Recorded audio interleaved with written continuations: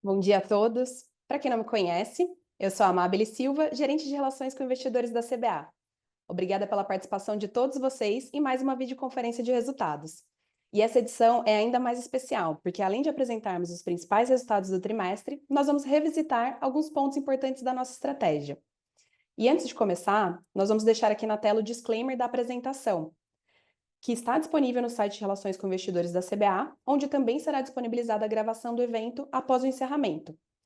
Reforço que algumas das informações contidas nesta apresentação podem incluir declarações que representem expectativas sobre eventos ou resultados futuros, que dependem substancialmente de condições gerais, econômicas, políticas e comerciais no Brasil e nos mercados globais, entre outros fatores.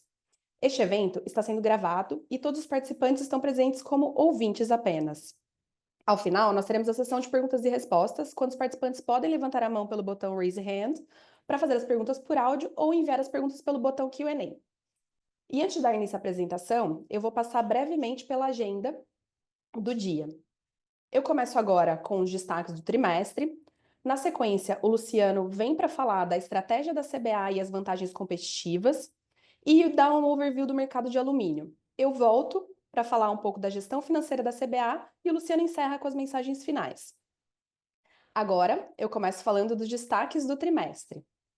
Nós retomamos com sucesso a produção de alumínio líquido nesse trimestre, o que, aliado ao avanço da manutenção da refinaria de alumina, refletiu na melhora dos KPIs de produção e na redução do custo de alumina na produção de alumínio líquido. Nós concluímos agora, em outubro, a aquisição de ativos de autoprodução de energia eólica, com antecipação para 2025 já. Aqui vale ressaltar que essa antecipação não gera nenhum custo adicional para a CBA e que o volume de 60 megawatts médios ele vai entrar gradualmente no nosso portfólio. Essa iniciativa ela fortalece a competitividade do portfólio e amplia a diversificação da matriz energética da CBA. Outro ponto, e muito importante, foram os movimentos para a melhoria do perfil da dívida. Nós realizamos a segunda emissão de debêntures e liquidações antecipadas, reduzindo o custo médio e alongando o prazo da dívida. Essa ação reforça a nossa disciplina financeira e contribui para a melhoria contínua do perfil de endividamento. Nós, por fim, tivemos, como sempre, avanços nas frentes ESG. A CBA conquistou 74 de 100 pontos no CSA da S&P Global em 2025, um aumento de 32 pontos em relação à média do setor, e 5 pontos acima do ano anterior. Além disso, pelo terceiro ano consecutivo, nós integramos a carteira do IDiversa, da B3, que reconhece empresas comprometidas com diversidade, igualdade, equidade e inclusão. Esses resultados eles refletem o nosso foco em crescimento, competitividade e impacto positivo e transformação, pilares que sustentam a estratégia da CBA. Entrando um pouco mais agora no detalhe dos resultados, o volume de vendas de alumínio nesse trimestre teve um aumento de 2% em relação ao 3T24 e de 10% em relação ao 2T25, impulsionado principalmente pelo aumento das vendas de primários e mais especificamente de lingotes. Com relação à produção de alumínio líquido, com a retomada de todos os fornos e com o avanço da manutenção da refinaria de alumina, nós encerramos o trimestre com a produção estabilizada, totalizando 93 mil toneladas. Estável em relação ao terceiro TRI de 24 e um aumento de 9% em relação ao 2T25. Já a receita líquida consolidada alcançou 2,3 bilhões, representando alta de 5% em relação ao 3T24 e de 12% em relação ao TRI anterior. No negócio de alumínio, a receita foi de 2,1 bilhões, refletindo o maior volume de vendas, aliado aos melhores preços praticados. Já no segmento de energia, o aumento da receita em relação ao 3T24 e ao 2T25 foi impulsionado por maior volume de energia excedente disponível para venda e maiores preços de energia na comercialização. Quanto ao EBITDA ajustado, nós fechamos o trimestre com 234 milhões, uma redução de 43% em relação ao mesmo período do ano anterior, mas um crescimento de 24% em relação ao segundo TRI. Em relação ao segundo TRI, o destaque é para a EBITDA de alumínio, que saiu de 214 milhões para 262 milhões, com normalização da produção. Energia também teve uma melhora, reduzindo o EBITDA negativo de 18 milhões para um EBITDA ainda negativo, mas em 6 milhões, dado o melhor preço na comercialização de energia. Por outro lado, o segmento outros ele foi impactado por uma provisão judicial, que fez com que o EBITDA saísse de 7 milhões negativo para 22 milhões negativos nesse trimestre. Esse efeito ele é não recorrente no trimestre. Agora eu vou falar um pouquinho sobre os custos. O custo médio de produção do alumínio líquido no terceiro trimestre de 25 foi de 12.121 por tonelada. mantendo-se estável em relação ao segundo TRI de 25. A redução do custo de alumínio entre os trimestres foi favorecida pela maior produção, que diminuiu a necessidade de compras no mercado, que geralmente são realizadas a preços mais elevados, além do ganho na eficiência operacional. Os custos fixos e os custos variáveis também apresentaram queda, em razão da maior diluição, dado o aumento da produção. Por outro lado, o custo de energia elétrica registrou alta, influenciado pelo aumento na produção, que levou ao maior consumo de energia dos contratos mais caros, dada a sazonalidade do período, e menor geração própria. Já o CPV, ele atingiu 2 bilhões no trimestre, alta de 16% versus o TRI de 24, o terceiro TRI de 24, e na comparação com o segundo TRI, o CPV cresceu 3%, dado o maior volume de vendas no período, enquanto o custo por tonelada vendida, ele teve uma redução em relação ao trimestre anterior. Agora, eu convido o Luciano para dar início ao update estratégico e eu volto mais ao final da apresentação para falar da gestão financeira da CBA. Obrigado, Amabile. Bom dia, pessoal. Obrigado mais uma vez pela participação de todos vocês em mais uma videoconferência de resultados da CBA e nesse update estratégico que a gente está fazendo esse ano. Para começar, eu queria só relembrar a todos vocês um pouco sobre essa nossa estratégia. Então, historicamente, né, nos últimos anos, de 18 a 24, a gente evoluiu muito na execução dessa estratégia, né, com destaque, acho que eu poderia citar os vários trabalhos que a gente fez de fortalecimento de cultura, o avanço que a gente teve no mercado americano, que naturalmente, nesse momento, foi impactado pelas tarifas, tá? Mas teve um avanço importante lá no mercado americano, historicamente. A gente também integrou a sustentabilidade à nossa estratégia, fizemos a compra de Itapsuma, a compra da Alux, fizemos o IPO no novo mercado aqui na B3, e a gente conseguiu consolidar a CBA como uma referência em ESG no mercado e na produção de alumínio de baixo carbono pelo mundo, né? E, por fim, a gente investiu bastante em digitalização e inovação, mesmo que sejam ganhos menores, dentro da operação, fez muita diferença para a gente ao longo do tempo. E aí, obviamente, a gente com um foco sempre importante e grande nas nossas pessoas também.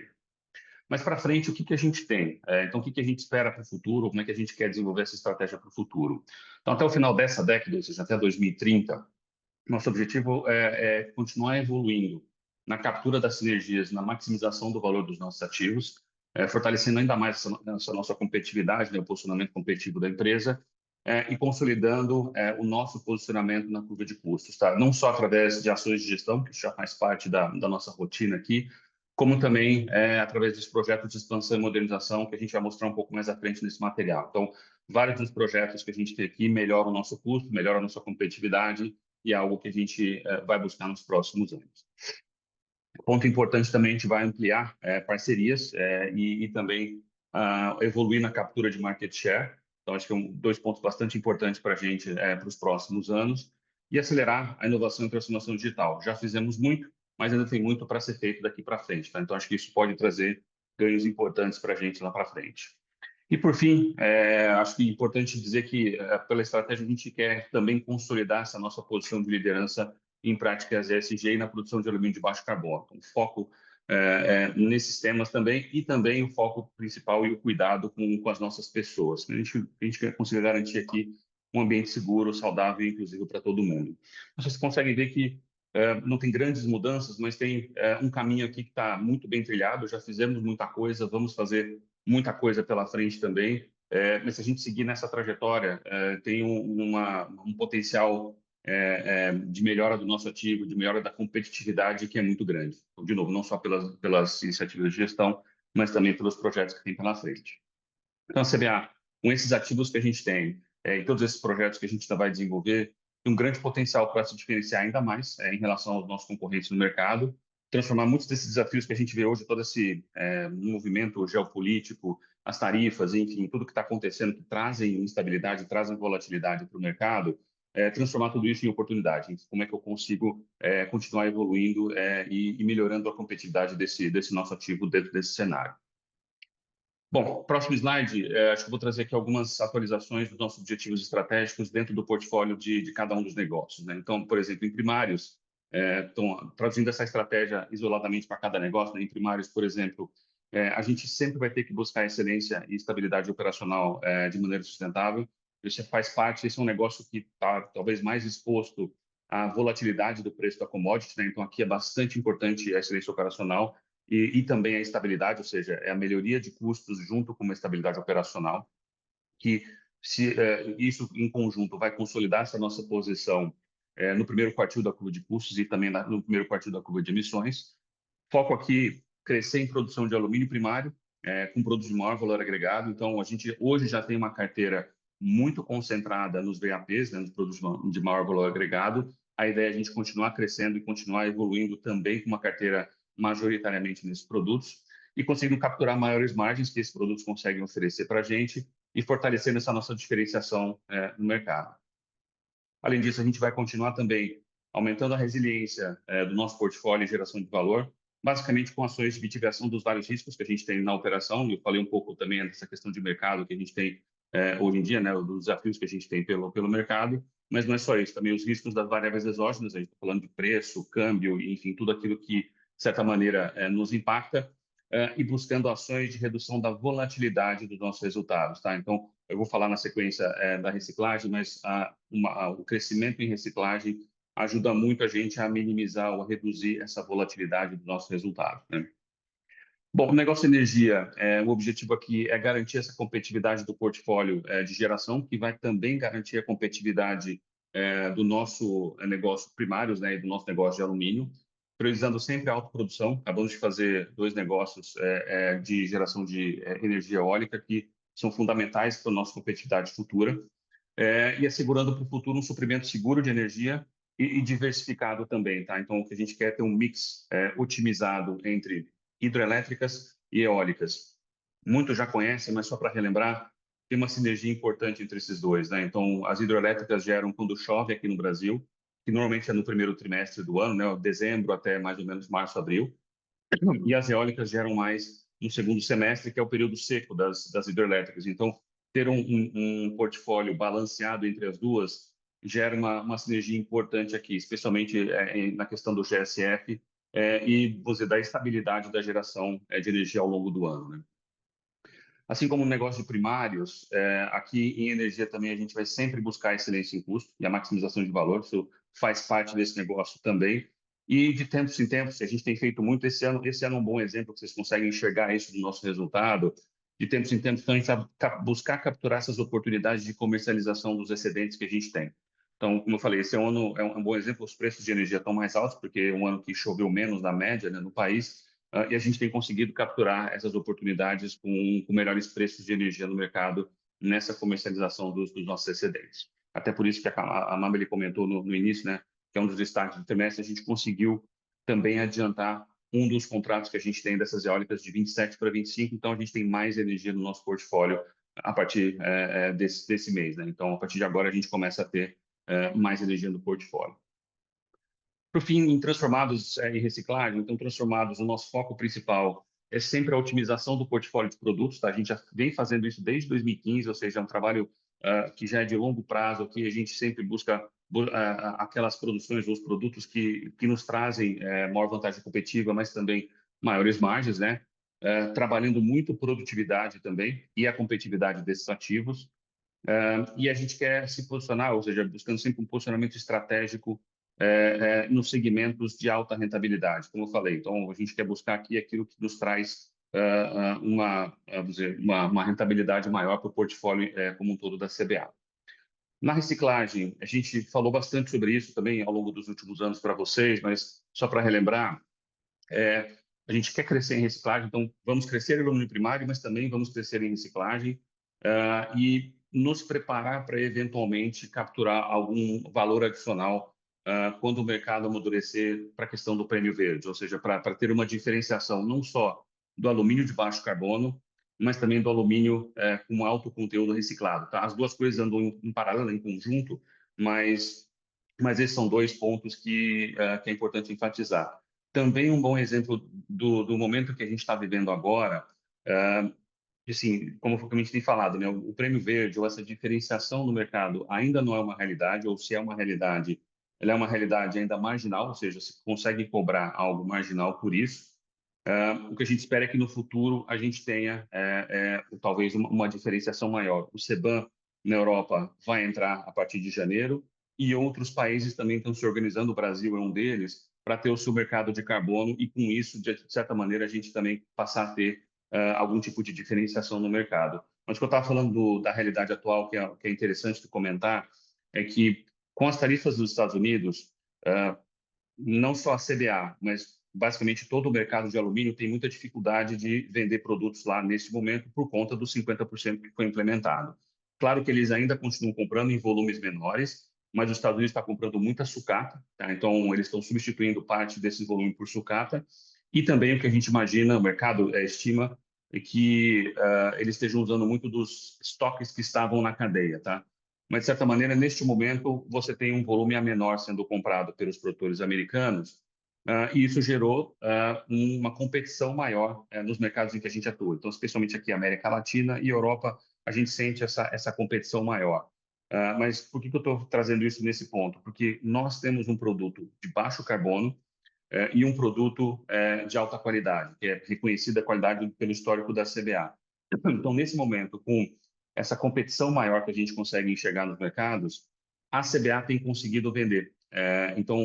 E eu diria que com bons prêmios, tá? É claro que é natural no momento como esse você ter alguma volatilidade de prêmio, uma queda marginal, eu diria, de prêmio nos produtos, mas nada que nos preocupe, mas os volumes estão aí. Vocês conseguem enxergar esse volume até vamos dizer, nos nossos resultados, né?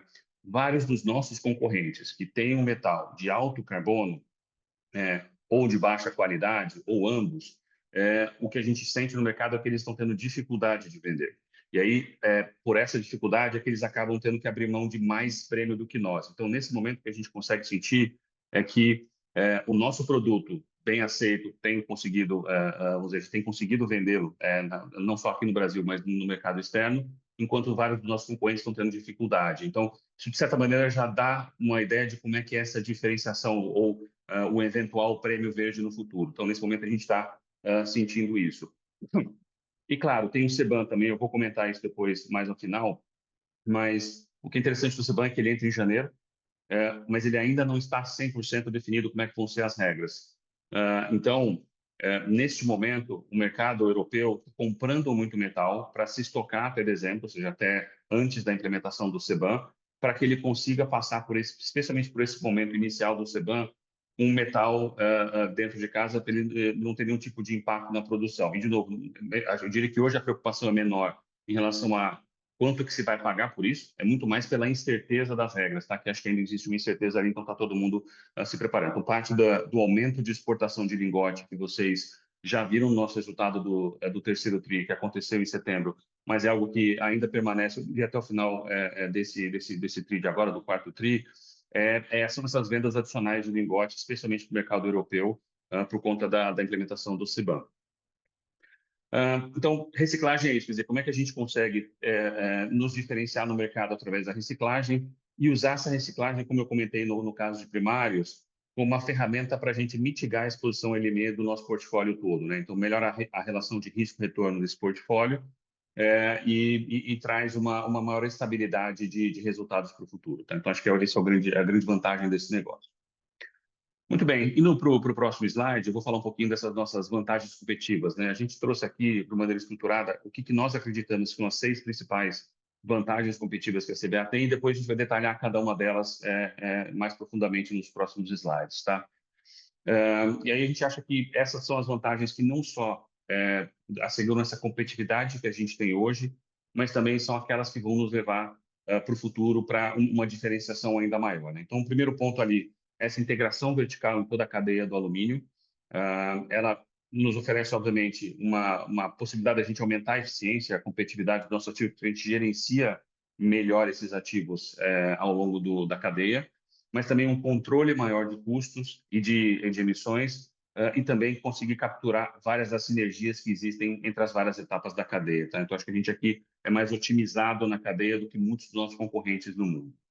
Segundo ponto, esse portfólio otimizado de geração de energia, que eu acabei de comentar, garante um suprimento seguro e competitivo de energia para nós, mas também nos proporciona a possibilidade ou a oportunidade da gente otimizar valor através da comercialização dos excedentes, tá? Então, acho que isso é o que deveria se manter daqui para frente, é algo que para nós é bastante importante.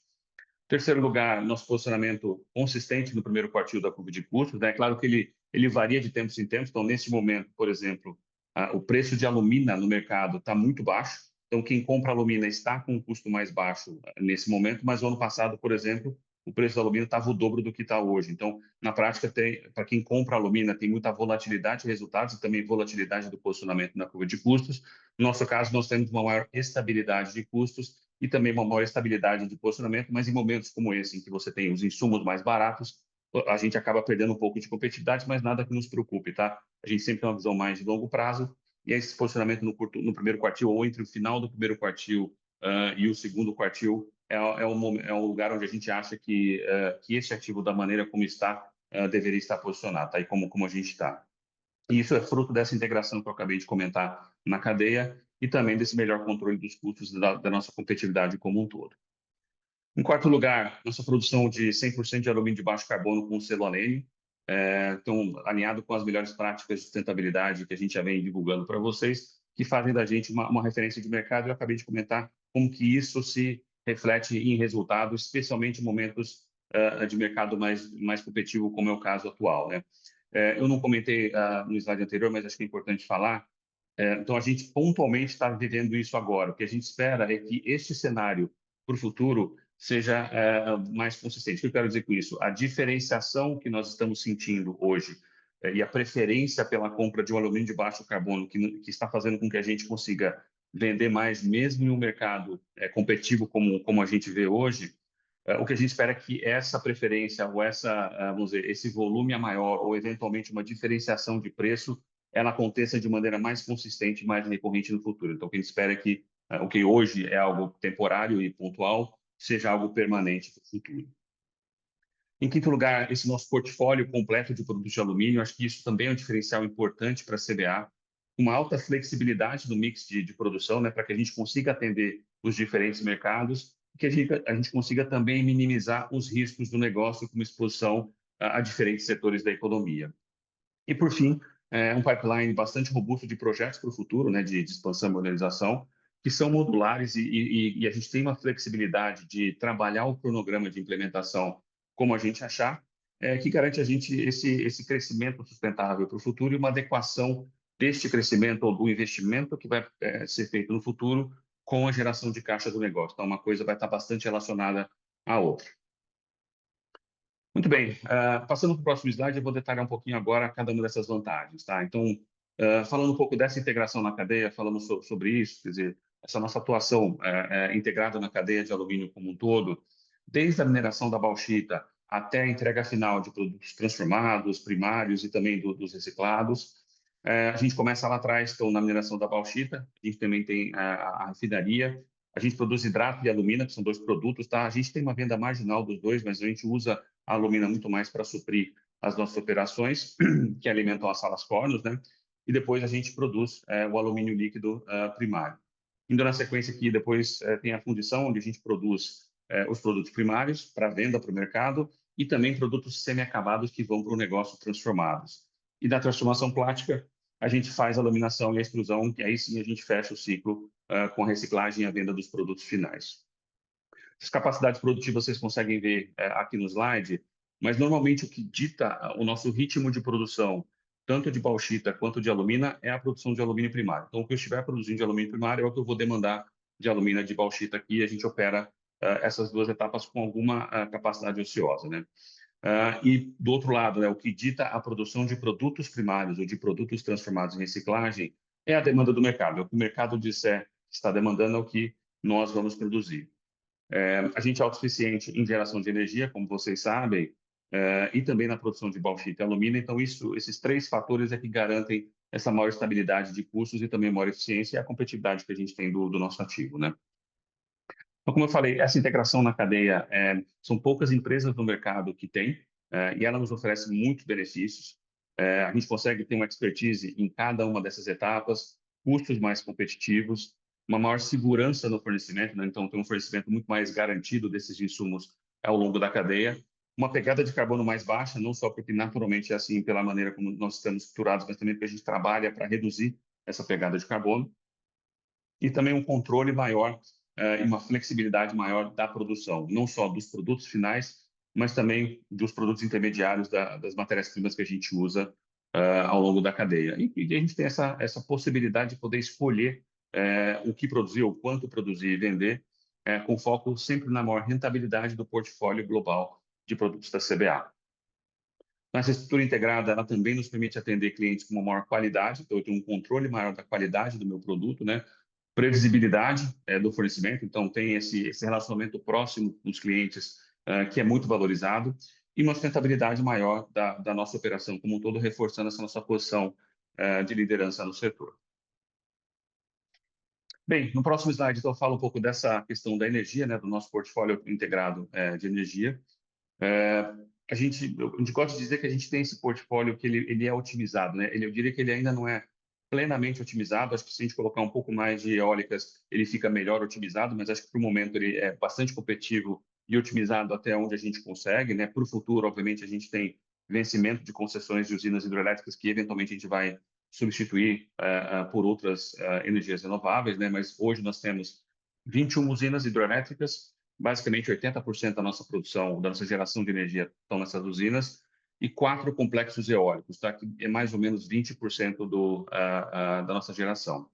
Então, como eu falei no slide anterior, essa diversificação, esse mix entre hídrica e eólica, tem muita sinergia que a gente está capturando, então ela é fundamental para a gente mitigar os riscos das oscilações hidrológicas aqui no Brasil, né, e otimizar os nossos investimentos na autoprodução.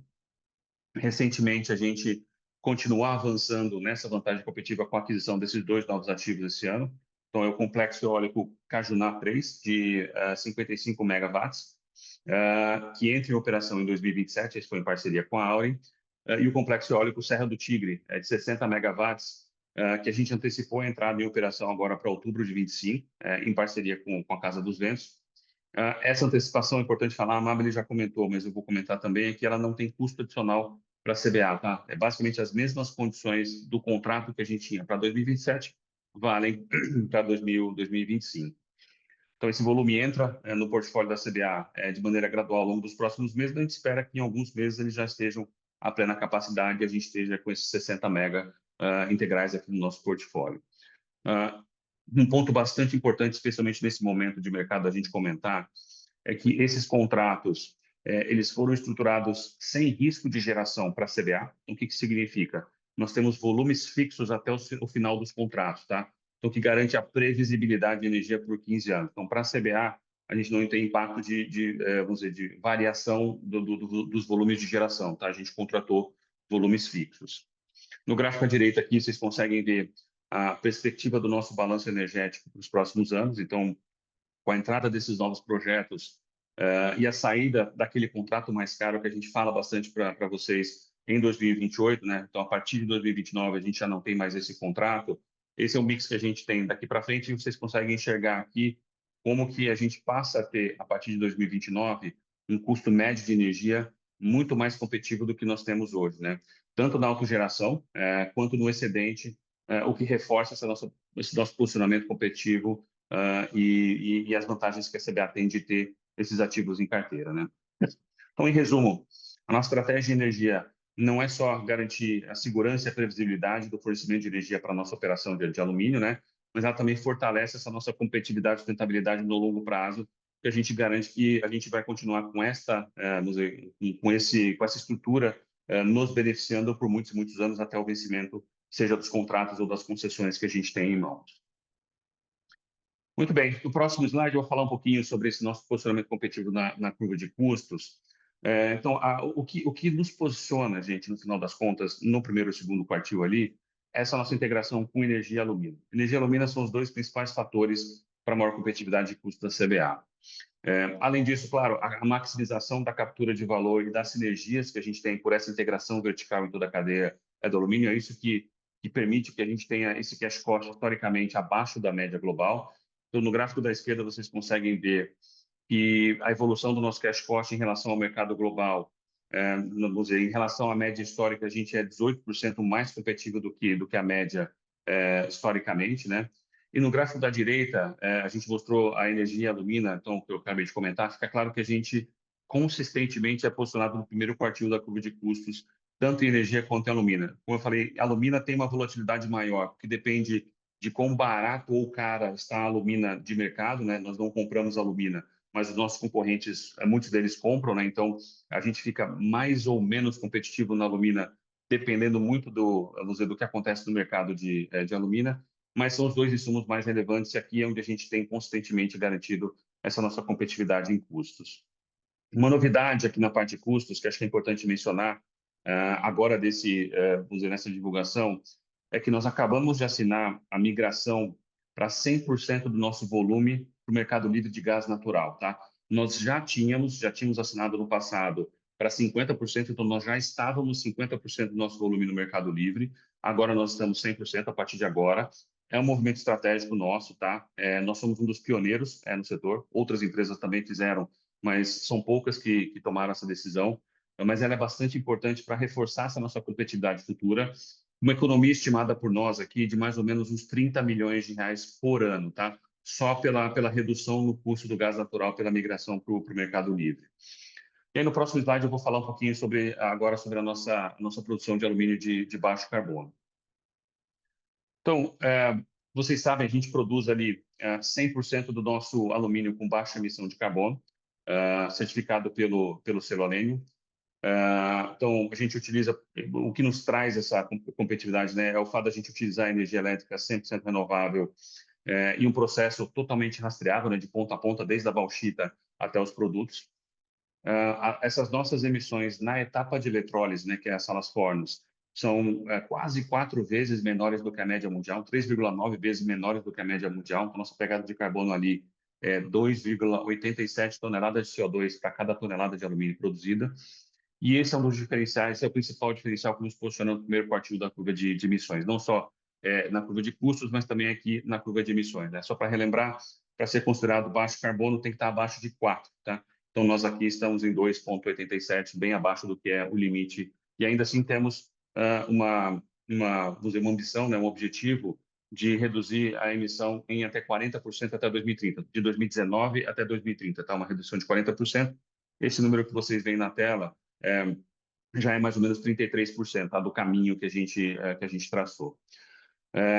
Falando um pouquinho especificamente desse tema, então eu tive na LME Week no mês passado, né, em outubro, e um dos temas que foi discutido lá foi essa questão do Prêmio Verde. Eu acabei de comentar nos slides anteriores como que no momento atual a gente está vendo essa diferenciação dos produtos de baixo carbono versus de alto carbono, mas o que é interessante também, que é uma novidade para o mercado, é que a LME anunciou que ela vai passar a reconhecer um preço diferenciado para metais produzidos com baixa emissão de carbono e que tenham rastreabilidade comprovada, que é o caso da CBA. Tá? A CBA tem baixo carbono e tem também a possibilidade de comprovar a rastreabilidade. Ela vai começar pelo alumínio, cobre, níquel e zinco. Tá? Esses são os 4 metais que eles vão começar. Então, acho que é um movimento importante. Ele ainda é recente, tá? Ele ainda é um movimento incipiente, mas tem um enorme potencial de valorização para os próximos anos e que reforça essa nossa vantagem competitiva. Aqui o que a gente tem que ficar é atento, como eu falei, no futuro, com um amadurecimento desse mercado e uma mudança na maneira como a gente faz negócio, eventualmente o fato da gente ter essa produção de alumínio de baixo carbono pode se transformar numa grande vantagem competitiva futura, tá? Então é isso que a gente acredita, vamos trabalhar para fazer isso acontecer. Seguindo para o próximo slide, eu vou falar um pouquinho desse nosso portfólio, falei bastante no slide anterior para vocês, mas aqui o que a gente consegue ver é a força desse nosso portfólio completo e flexível, como eu comentei, né? A gente atende vários setores da economia, setor automotivo, construção civil, transportes, bens de consumo, transmissão de energia e o setor de embalagens, e a gente oferece produtos, quase que toda uma gama de produtos de alumínio, né? Que são lingotes, tarugos, vergalhões, chapas, folhas e extrudados. Então, e aí, como eu comentei inicialmente, neste momento a gente está vendo isso acontecer na prática, né? Quer dizer, essa vantagem competitiva que a gente tem, ela está sendo exercida nesse momento. Então, é esse portfólio completo que permite a gente ajustar rapidamente a produção conforme a demanda do mercado. Se o mercado está demandando mais um produto ou outro, a gente tem uma flexibilidade, a possibilidade de ajustar rapidamente esse portfólio, que garante essa nossa competitividade e crescimento. Além disso, a gente tem uma agilidade, né, na operação para modular a produção, mas modular as vendas também e transformar essas mudanças de mercado em oportunidade de negócio, mantendo sempre a presença estratégica em todas as cadeias, né? Então, eu comentei, nesse último TRI, a gente teve uma migração de produção de tarugo para lingote. E foi quase que automática, né? Ou seja, a partir do momento que a gente sentiu que tinha uma demanda menor, um pouco menor por tarugos aqui, e uma demanda maior por lingotes, especialmente por conta do CBAM que eu comentei, né? São muitos dos compradores europeus se antecipando ao CBAM, tentando receber esse metal até dezembro para não ter a marcação e ele trabalhar com esse estoque ao longo do ano que vem. A gente rapidamente mudamos a produção de tarugo para lingote, levamos as nossas lingoteiras quase que ao limite da capacidade, já produzindo bastante lingote, e a gente conseguiu capturar essa janela de oportunidade do mercado. Então, vocês já viram parte desse volume impactar o terceiro trimestre, e basicamente foi o mês de setembro, tá, que teve um impacto maior, e a gente vai ver isso também no quarto tri, por conta da venda que acontece a partir de agora, por essa mudança de mercado, né? Então, é isso, quer dizer, a gente está vivendo esse momento mostrando para vocês como que essa é uma vantagem competitiva importante que nem toda empresa tem. Tem muita empresa que só faz lingote, muita empresa que só faz tarugo ou que só faz produtos de transformados, né? Então, a gente tendo um portfólio amplo de produtos, a gente consegue trabalhar melhor vamos dizer, as oportunidades e também os desafios que aparecem no mercado, né? Um outro ponto importante é que a nossa planta está estrategicamente posicionada aqui no estado de São Paulo, né, muito próxima do mercado consumidor dos principais clientes, que reduz nossos custos logísticos, mas mais do que isso, né, aumenta a nossa agilidade de entrega e fortalece o relacionamento comercial e a fidelidade com os nossos clientes, né, que é outra vantagem clara que a gente tem em relação ao mercado, especialmente o importado, né? Então, o importado, ele normalmente precisa vir em lotes maiores e mais volumes, mais capital de giro. A gente aqui consegue oferecer uma flexibilidade para os nossos clientes que nos diferencia em relação, especialmente, ao produto importado.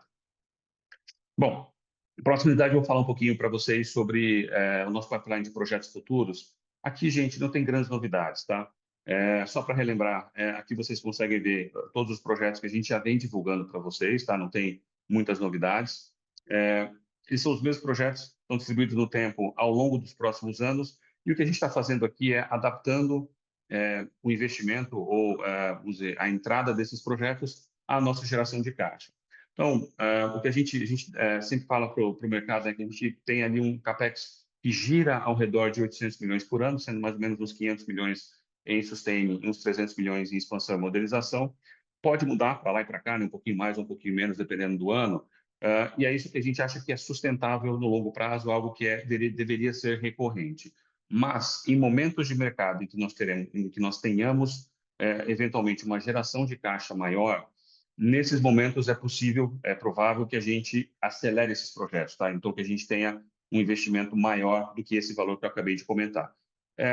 Caso contrário, se a gente tiver uma normalidade de mercado, o mercado como a gente vê hoje, a gente segue nessa toada desse investimento e vai adaptando esses projetos de responsabilização de acordo com a nossa geração de caixa. Mas o objetivo principal desse portfólio, como eu comentei inicialmente, é reforçar a eficiência e a competitividade da CBA e, obviamente, trabalhar também na sustentabilidade. Tem muitos projetos aqui que reduzem nossas emissões, mas é garantir para a CBA um crescimento sustentável dessa nossa capacidade produtiva e otimizando o portfólio de produtos, né? Então, cresceremos em primários, cresceremos em reciclagem, tem também um crescimento em transformados agora menor, mas importante em folhas nesse curto prazo, de maneira que a gente tenha sempre esse portfólio otimizado da melhor maneira que a gente consiga em cada etapa da cadeia. Bem, de estratégia era isso, gente. Acho que mais para dar um overview para vocês e relembrar, como eu falei, não tem grandes mudanças da nossa estratégia em relação àquilo que a gente já tinha divulgado, mas também porque a gente acredita muito nessa estratégia, a gente realmente tem uma confiança grande na estratégia que nós definimos lá atrás e que a gente vem executando, então a ideia aqui é continuar na mesma toada que a gente já vem há algum tempo, né? Falando agora de mercado, aqui tem algumas novidades interessantes que a gente capturou, especialmente da LM Week, que eu acabei de voltar de lá algumas semanas atrás, né? A gente vai passar para vocês um overview um pouco mais detalhado do que normalmente a gente passa, tá? Até para ter um debate importante, a gente está à disposição também para falar sobre isso na sessão de perguntas e respostas. Acho que olhando a evolução do preço, a gente coloca aqui os últimos anos, né, desde 21, a gente consegue enxergar claramente o impacto no mercado desse ambiente macroeconômico volátil que a gente tem sentido, né, nesses últimos anos, e os conflitos geopolíticos, não só as guerras em si, mas também toda a questão das tarifas e tudo aquilo que a gente tem vivido no dia a dia, né? Então, isso traz naturalmente volatilidade para o mercado, né, que vocês conseguem enxergar essa volatilidade nesse gráfico. Mas, por outro lado, acho que bem importante falar isso, que vocês conseguem enxergar também que o preço do alumínio tem mostrado muita resiliência, mesmo com essas incertezas, tá? Vocês conseguem enxergar isso basicamente pelo patamar do preço de alumínio, né?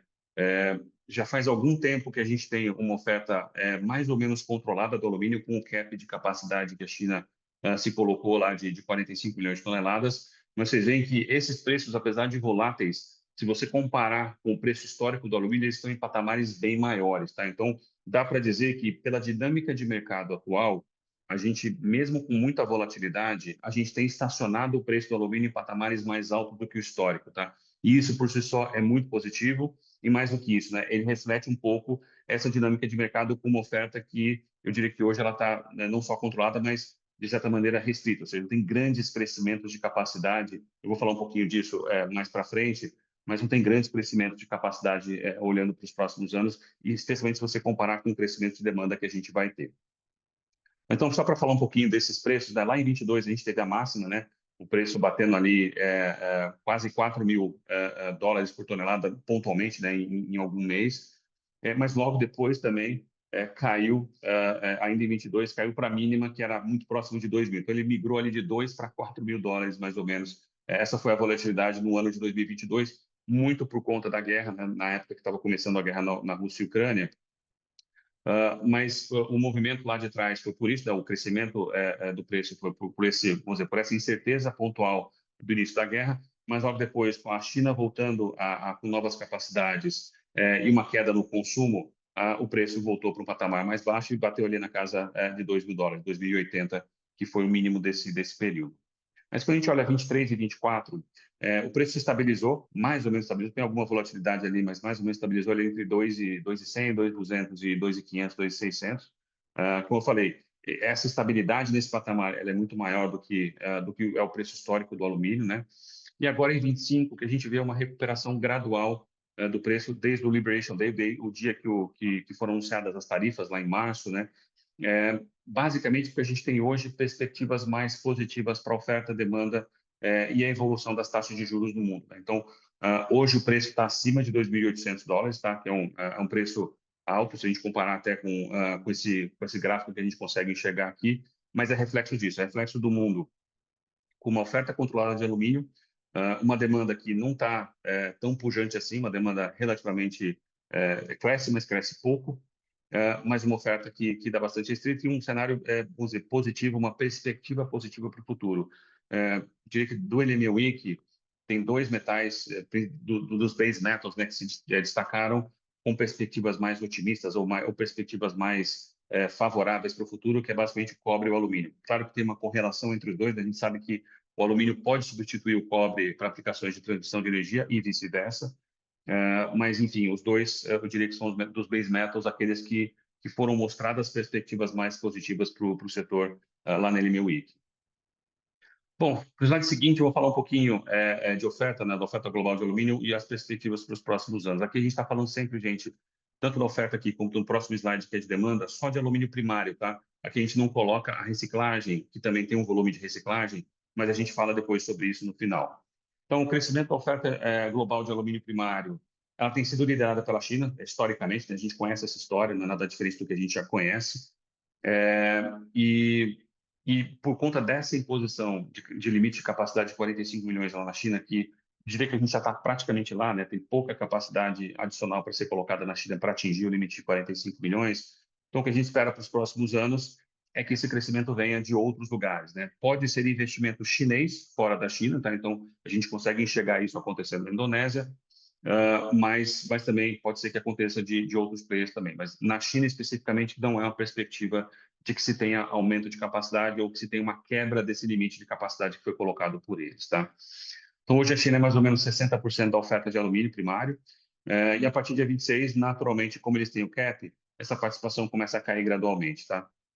Mas é provável, então, como eu falei, que a maior parte desse crescimento fora da China, ele seja através de investimentos chineses em outros países. A Indonésia é esse primeiro exemplo, mas a gente também tem Vietnã, outros exemplos similares, e também tem a Índia, que a Índia é um hub importante de produção de alumínio, eles são um player relevante, e tem ali um crescimento de mercado indiano, especificamente, que ele é grande, né? A gente consegue enxergar isso pelo crescimento do PIB e que deveria também, a gente consegue enxergar que tem também crescimento de produção de alumínio na Índia pelos produtores indianos, que é natural por esse momento de mercado que eles estão vivendo lá.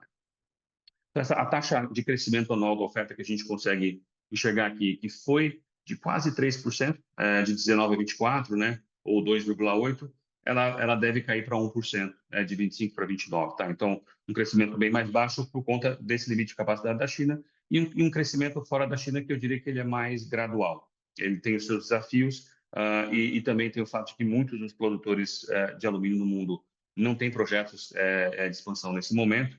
Então, natural que a oferta passe a crescer num ritmo menor.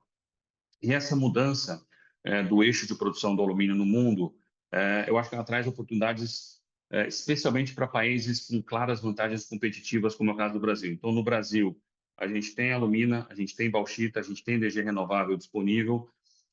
Então, acho que o Brasil ele se diferencia, ele se destaca como um país interessante e importante para eventuais crescimentos de capacidade do futuro. Tem nada mapeado, a gente não consegue enxergar esse mapeamento aqui, mas é mais para a gente falar sobre isso, porque eu acho que é bastante importante a gente pensar o Brasil como também uma fronteira importante para a produção de alumínio no futuro. E se tudo isso acontecer, quer dizer, não só esse crescimento fora da China, é natural que a gente impacte de maneira relevante a dinâmica competitiva no setor, tá? Então, estivemos em um setor até agora, né, muito focado na China e muito impactado por essa produção chinesa. A partir de agora, a gente vai ter um setor que talvez tenha mais produções fora da China, com uma outra dinâmica, com outros custos, e isso traz essa mudança na dinâmica competitiva daqui para frente, né? Muito bem, a próxima slide eu vou falar um pouquinho da demanda, quer dizer, similar à oferta, a gente aqui tem um crescimento de demanda maior, ele nem é um crescimento tão grande assim, gente, vocês conseguem ver ali que a expectativa é de um crescimento de 1,7% ao ano nos próximos anos, já foi maior no passado, tá? Mas 1,7% ele diria que tem uma certa correlação com o crescimento de PIB mundial daqui para frente, né? E ele vai ser impulsionado principalmente pelas novas tecnologias, tá? E pelas aquelas aplicações na transição energética que a gente falou bastante. Então, mesmo crescendo pouco, que esse 1,7%, esse 1,7% ele é maior do que o 1% que cresce a oferta, tá? Então, essa dinâmica de uma demanda crescendo mais do que a oferta é que traz essa perspectiva talvez mais favorável, mais positiva para o mercado de alumínio, né? A China, no caso da demanda, continua sendo o grande consumidor, né? Com 60% da demanda do alumínio primário. E aqui que eu falei que a gente não trouxe a informação, mas no slide abaixo ali à esquerda vocês conseguem ver a demanda total de alumínio, que inclui não só essa demanda de alumínio primário, mas também a demanda por alumínio reciclado, né, de sucata. Hoje está na casa de 100 milhões de toneladas, a 102 milhões de toneladas. Ela passa para 118 milhões de toneladas até 2029, tá? Um crescimento aqui de 16 milhões de toneladas em 4 anos, né? Então, é esse o ponto que a gente fala que traz perspectivas positivas para o setor. Claro que tem metal reciclado que deve crescer a sua oferta, tá? Então isso também deve acontecer, mas a gente precisa de mais crescimento de alumínio primário para balancear esse mercado com essa demanda que vem. Então, se não tivermos, eventualmente você vai ter algum impacto em preço por conta desse desbalanço que a gente tem pela frente. E nessa demanda, vamos dizer, o que vai fazer o mercado crescer para essas quase 120 milhões de toneladas até 2029? Basicamente, energia solar, eólica, que também leva mais alumínio do que hidro e outras fontes, né? Os veículos elétricos, que levam 40% mais alumínio do que os veículos a combustão interna. As redes elétricas, né? A gente vê hoje, nesse momento, muita construção de rede elétrica no mundo inteiro, não só aqui no Brasil, mas no mundo inteiro. As carteiras de produção de vergalhão, não só nós da CBA, como de vários dos nossos concorrentes, estão próximas da capacidade. Então, esse é um mercado que deve crescer muito. Então, essas aplicações, ou seja, aplicações novas, né? Ligadas à transição energética, elas devem crescer 54% nesse período. Então, boa parte deste crescimento grande, até 120 milhões de toneladas, vem dessas novas aplicações. E as aplicações tradicionais, as que a gente sempre teve, elas crescem ali no período, né, no período de 5 anos, alguma coisa como 10%. Ou seja, um crescimento baixo anual, mas é isso também que puxa esse crescimento médio para baixo pelas aplicações tradicionais, que continuam crescendo, mas que tem os seus naturais desafios de ter um crescimento maior. Na China, também os investimentos em energia, em tecnologia limpa, ele também vai se tornar o principal fator de crescimento, tá? E compensa parte dessa desaceleração da construção civil. Acho que a construção civil na China hoje, ela é percentualmente falando, né, das vendas ou da demanda, o que é o resto do mundo, ou seja, está muito próximo do que é o resto do mundo, então dá para dizer que continuar nesse padrão de consumo na construção civil deveria ser normal, ou uma visão normalizada, e aí o crescimento chinês deveria vir dessas outras aplicações. Então, tudo isso diz que, assim, a gente olha o mercado do alumínio para frente, a gente vê claramente que tem uma demanda maior pela transição energética, ou pelos materiais que seriam mais utilizados pela transição energética e a busca pela descarbonização em várias cadeias, né? Então, o que a gente tem falado muito, a gente vai sempre enfatizar isso, isso consolida, ou isso deixa claro a importância do alumínio como material para uma economia de baixo carbono, ou como material metal estratégico, né? A gente tem falado muito disso, a gente acredita muito nisso, ainda tem um espaço para se colocar a bauxita, né, o mineral, e também o alumínio como um material estratégico, porque ele é fundamental para o crescimento futuro de várias aplicações novas, como eu acabei de comentar. Muito bem, no próximo slide eu vou falar um pouquinho sobre o balanço. Então, falamos de oferta, falamos de demanda, como é que fica o balanço, né? Vocês veem aqui para frente, o balanço está bem equilibrado. Então, o que tem mapeado no mercado é que o que a gente vai ter de crescimento de oferta vai ser suprido por um crescimento desculpa, o que tem de crescimento de demanda vai ser suprido por um crescimento de oferta mais ou menos na mesma proporção, deixando o mercado bastante balanceado. No passado, a gente teve uma volatilidade maior, né, com anos de muito déficit e anos também de muito superávit, como foi o caso de 2020 com a pandemia. Mas para os próximos anos, o que se espera é um mercado equilibrado. Pontualmente, eventualmente, dependendo do crescimento da demanda, pode ser que a gente tenha um desequilíbrio, tá, gente? Isso aqui é a projeção, mas se, como eu falei anteriormente, se você tem um crescimento de demanda naquele ritmo que a gente colocou lá atrás, e um crescimento de oferta que não vem na mesma proporção, é natural que pontualmente você tenha desbalanços de mercado, tá? Os estoques, vocês conseguem enxergar ali, também tem, você, nesse cenário equilibrado, eles permanecem mais ou menos no mesmo patamar de dias, né, ali próximo de 50. E com a China no limite de capacidade, esse crescimento de oferta vai depender desses novos projetos no curto prazo, né, no Sudeste Asiático, que a gente consegue enxergar, muitos deles com capital chinês. E a Serril, que é, vamos dizer, a consultoria que a gente usa para essas projeções, aliás, todos os números que a gente mostrou aqui nesses últimos slides, nesse agora vem da CRU, projeta aqui o mercado caminhando para esse equilíbrio com preços que basicamente se sustentam por conta disso, tá? E dessa reorganização também do comércio internacional com a mudança, vamos dizer, da matriz de produção para outros países. Próximo slide eu vou falar um pouquinho das perspectivas de preço, quer dizer, falamos do oferta, demanda, balanço, e agora o que se impacta em preço, né? Então, aqui a gente consegue enxergar que a volatilidade potencial do preço do alumínio nos próximos anos ela é grande, tá? Pouco por isso que eu acabei de comentar, tá? Você tem, aqui a gente mostra um pouco do máximo e mínimo que a gente tem no consenso de mercado. Tudo vai depender dessa relação entre oferta e demanda, né? Do fundamento de mercado natural.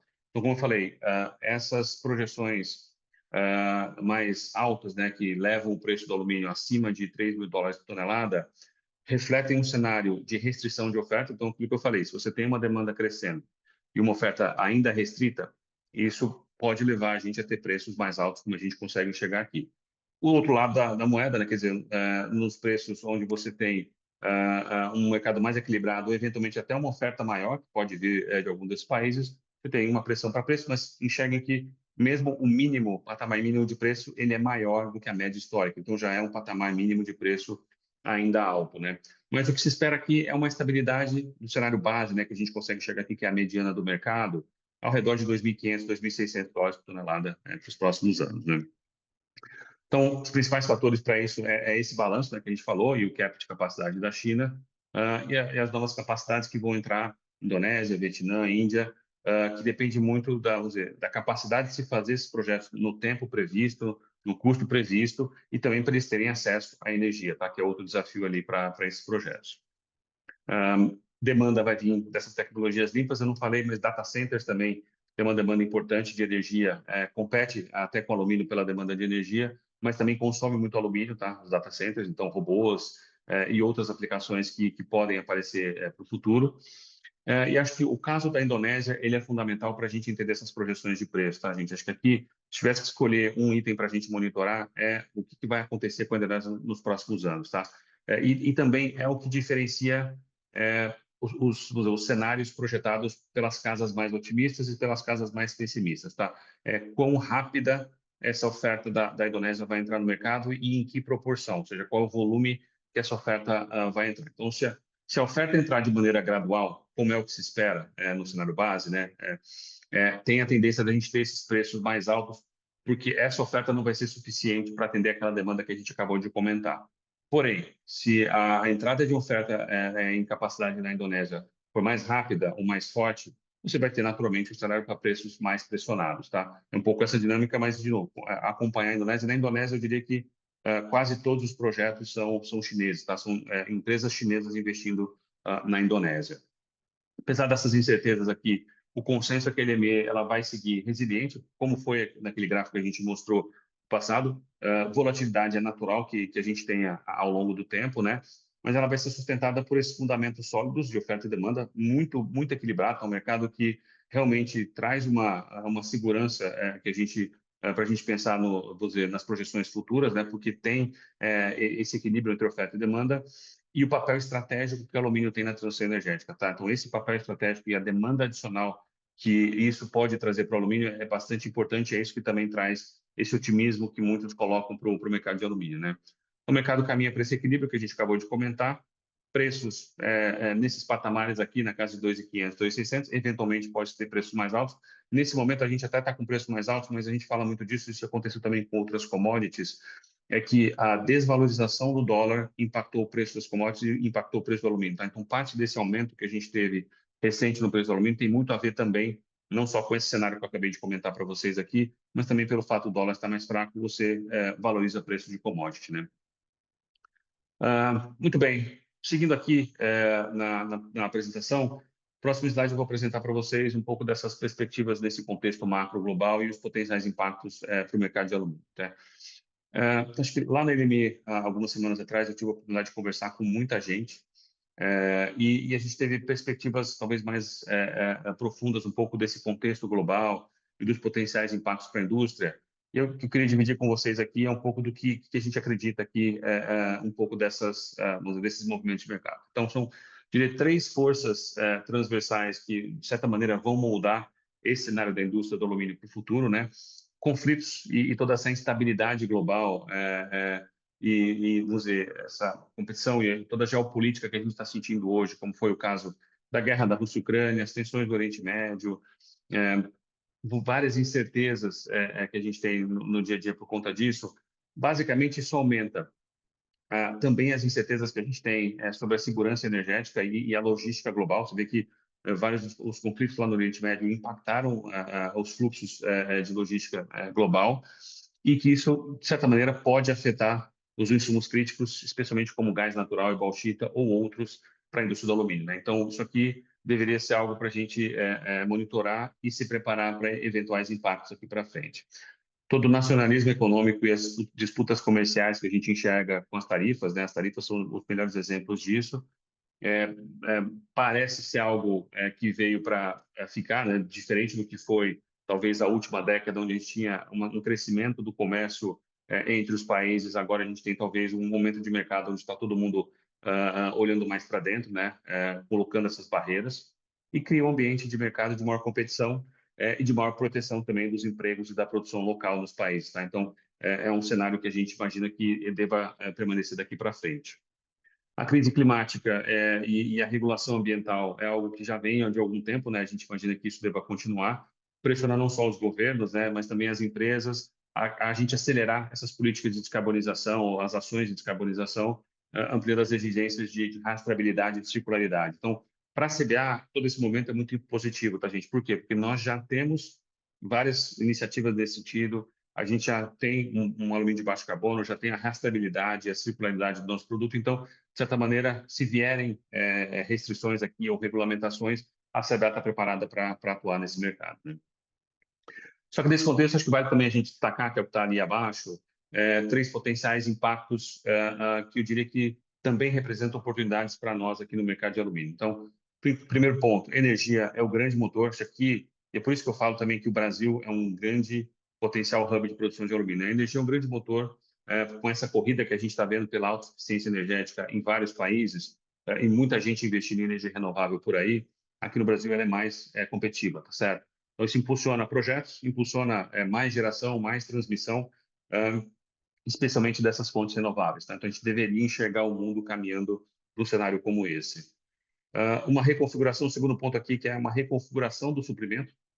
Então, acho que a instabilidade, desde a pandemia, né? A pandemia em si, mas também a instabilidade que a gente teve desde a pandemia, acelera a busca por uma maior diversificação de parceiros. A CBA fez isso, né? Então, a gente deu o exemplo da pasta que a gente teve um impacto para nós lá em 2023. A gente tinha um único fornecedor, passamos a ter 3, 4 e de vários lugares do mundo. Então, essa diversificação de fornecedores, ela é importante. Então, estamos vivendo isso na pele, mas a gente sente que tem muitos países que estão buscando isso também, e uma regionalização da produção, ou seja, é o tal do nearshoring ou friendshoring que a gente ouve muito no mercado, né? Então, isso também é algo que traz um potencial impacto para nós, claro, no mercado, mas também uma oportunidade da gente conseguir se diferenciar aqui. E a valorização, por fim, do alumínio verde, que é o terceiro ponto, né? Nesse contexto global mais incerto, né? E a disputa por insumos mais sustentáveis, como, por exemplo, a sucata mais limpa, a sucata de boa qualidade, e uma exigência de um alumínio de menor pegada de carbono, tudo isso alinhado com essa demanda, ou toda a estratégia ESG que a gente tem, é natural que se tenha uma valorização pelo alumínio verde, uma diferenciação desse produto, tá? Como eu comentei, ainda é incipiente, é algo inicial, mas conforme o tempo passa, a gente consegue enxergar cada vez mais essa tendência se concretizando. Então, ou seja, apesar desses desafios geopolíticos e regulatórios que a gente vê hoje em dia, o alumínio está posicionado como material estratégico na transição energética e para essas cadeias de suprimento mais sustentáveis. Então, para nós, cria muitas oportunidades, especialmente para quem está preparado para atender essas exigências, que é, como falei, que é o caso nosso aqui da CBA. Tá? Muito bem, passando para o próximo slide, eu vou falar um pouquinho aqui sobre vamos dizer, as tendências que a gente vê, aí sim, especificamente nos setores em que nós atendemos, nos setores que a gente atua, né? E especialmente nesse momento que o mercado global passa por essa reconfiguração. Começando aqui à esquerda, pelo setor de energia, grande aumento de demanda vindo pela busca por essa segurança energética, pela digitalização, né? Então, energia ela é um fator importante aqui. Tem projetos de geração de transmissão de energia elétrica, especialmente de fontes renováveis, no caso da geração, aceleração de investimentos, e além disso, assim, acho que cresce o consumo de energia em data centers, né, e inteligência artificial. As duas coisas em conjunto trazem muita demanda de energia, por energia, mas também muita demanda por alumínio, o que também tem um impacto interessante, uma perspectiva de crescimento até o ano de 2030, tá? Então aqui tem uma potencial oportunidade para ser capturada pela empresa. Em transportes, a eletrificação automotiva ela avança, como a gente já tem visto, né? Embora de maneiras diferentes em várias regiões. Na Europa, os subsídios e as metas para os veículos elétricos e híbridos, ela sustenta o crescimento. Nos Estados Unidos, a demanda é muito apoiada por incentivo fiscal. E na Índia, o movimento ainda é emergente, mas com potencial relevante pelo tamanho do país, né? Embalagens, a transformação aqui ela é guiada por sustentabilidade, então uma demanda global por latas que cresce bastante, tem vários países que ainda têm um crescimento grande para acontecer, mas também tem uma pressão por redução de peso e de inovações para atender às exigências regulatórias e evitar a substituição do alumínio por outros materiais. E, por fim, aqui à direita, na construção, é um setor que mantém um papel relevante no mercado de alumínio, com impulso moderado, eu diria assim, por conta até da China, né? Mas as certificações sustentáveis, como o LEED e o BREEAM, eles impulsionam as soluções mais inteligentes para as construções. Europa e China também têm políticas de eficiência energética que são bastante importantes para essas novas construções. E aí, entre todos os setores que eu mencionei aqui abaixo, gente, acho que energia e transportes são os grandes motores de crescimento para o futuro, tá? Porque a gente acredita que a gente está se preparando para atender. Embalagens passa por uma reinvenção e uma, como comentei assim, acima, a questão de guiada pela sustentabilidade, né? E a construção ainda busca uma adaptação por esse movimento de mercado, especialmente da China, com impacto relevante em volumes, tá? Mas em todos esses casos aqui, o alumínio está bem posicionado e, de novo, material essencial para atender todas as mudanças que a gente acabou de comentar. E aí, no próximo slide, falando um pouquinho do Brasil, começando pelo setor de energia. Então, o Brasil já é um destaque, né, como referência em fontes renováveis, a gente conhece muito sobre isso, o Brasil tem reforçado esse destaque com grande potencial de expansão e uma necessidade de investimentos em distribuição e na infraestrutura elétrica em geral. Então, solar avançou muito, eólica avançou muito aqui no Brasil, alinhado à instalação de data centers, que já é uma realidade aqui para nós, né? Aumenta a demanda por cabos de alumínio e, por consequência, no caso da CBA, a gente está bem posicionado nesse segmento, com alto market share e com soluções sustentáveis para a exclusão, que também poderia atender esse mercado.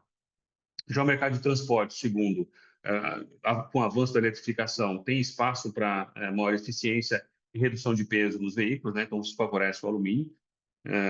A CBA atua com grandes players, com as grandes montadoras, né? E a gente é pioneiro em projetos para o setor agro.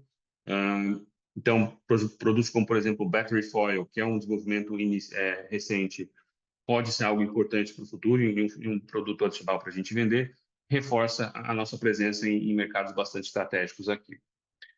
Embalagens, a tendência é da circularidade, como eu comentei, sustentabilidade, mas como é que você consegue conseguir fazer a circularidade desse produto, né? Então, a reciclagem, é isso que eu queria mencionar aqui do produto, uma pressão para retirada do alumínio em alguns segmentos, mas nada que nos preocupe.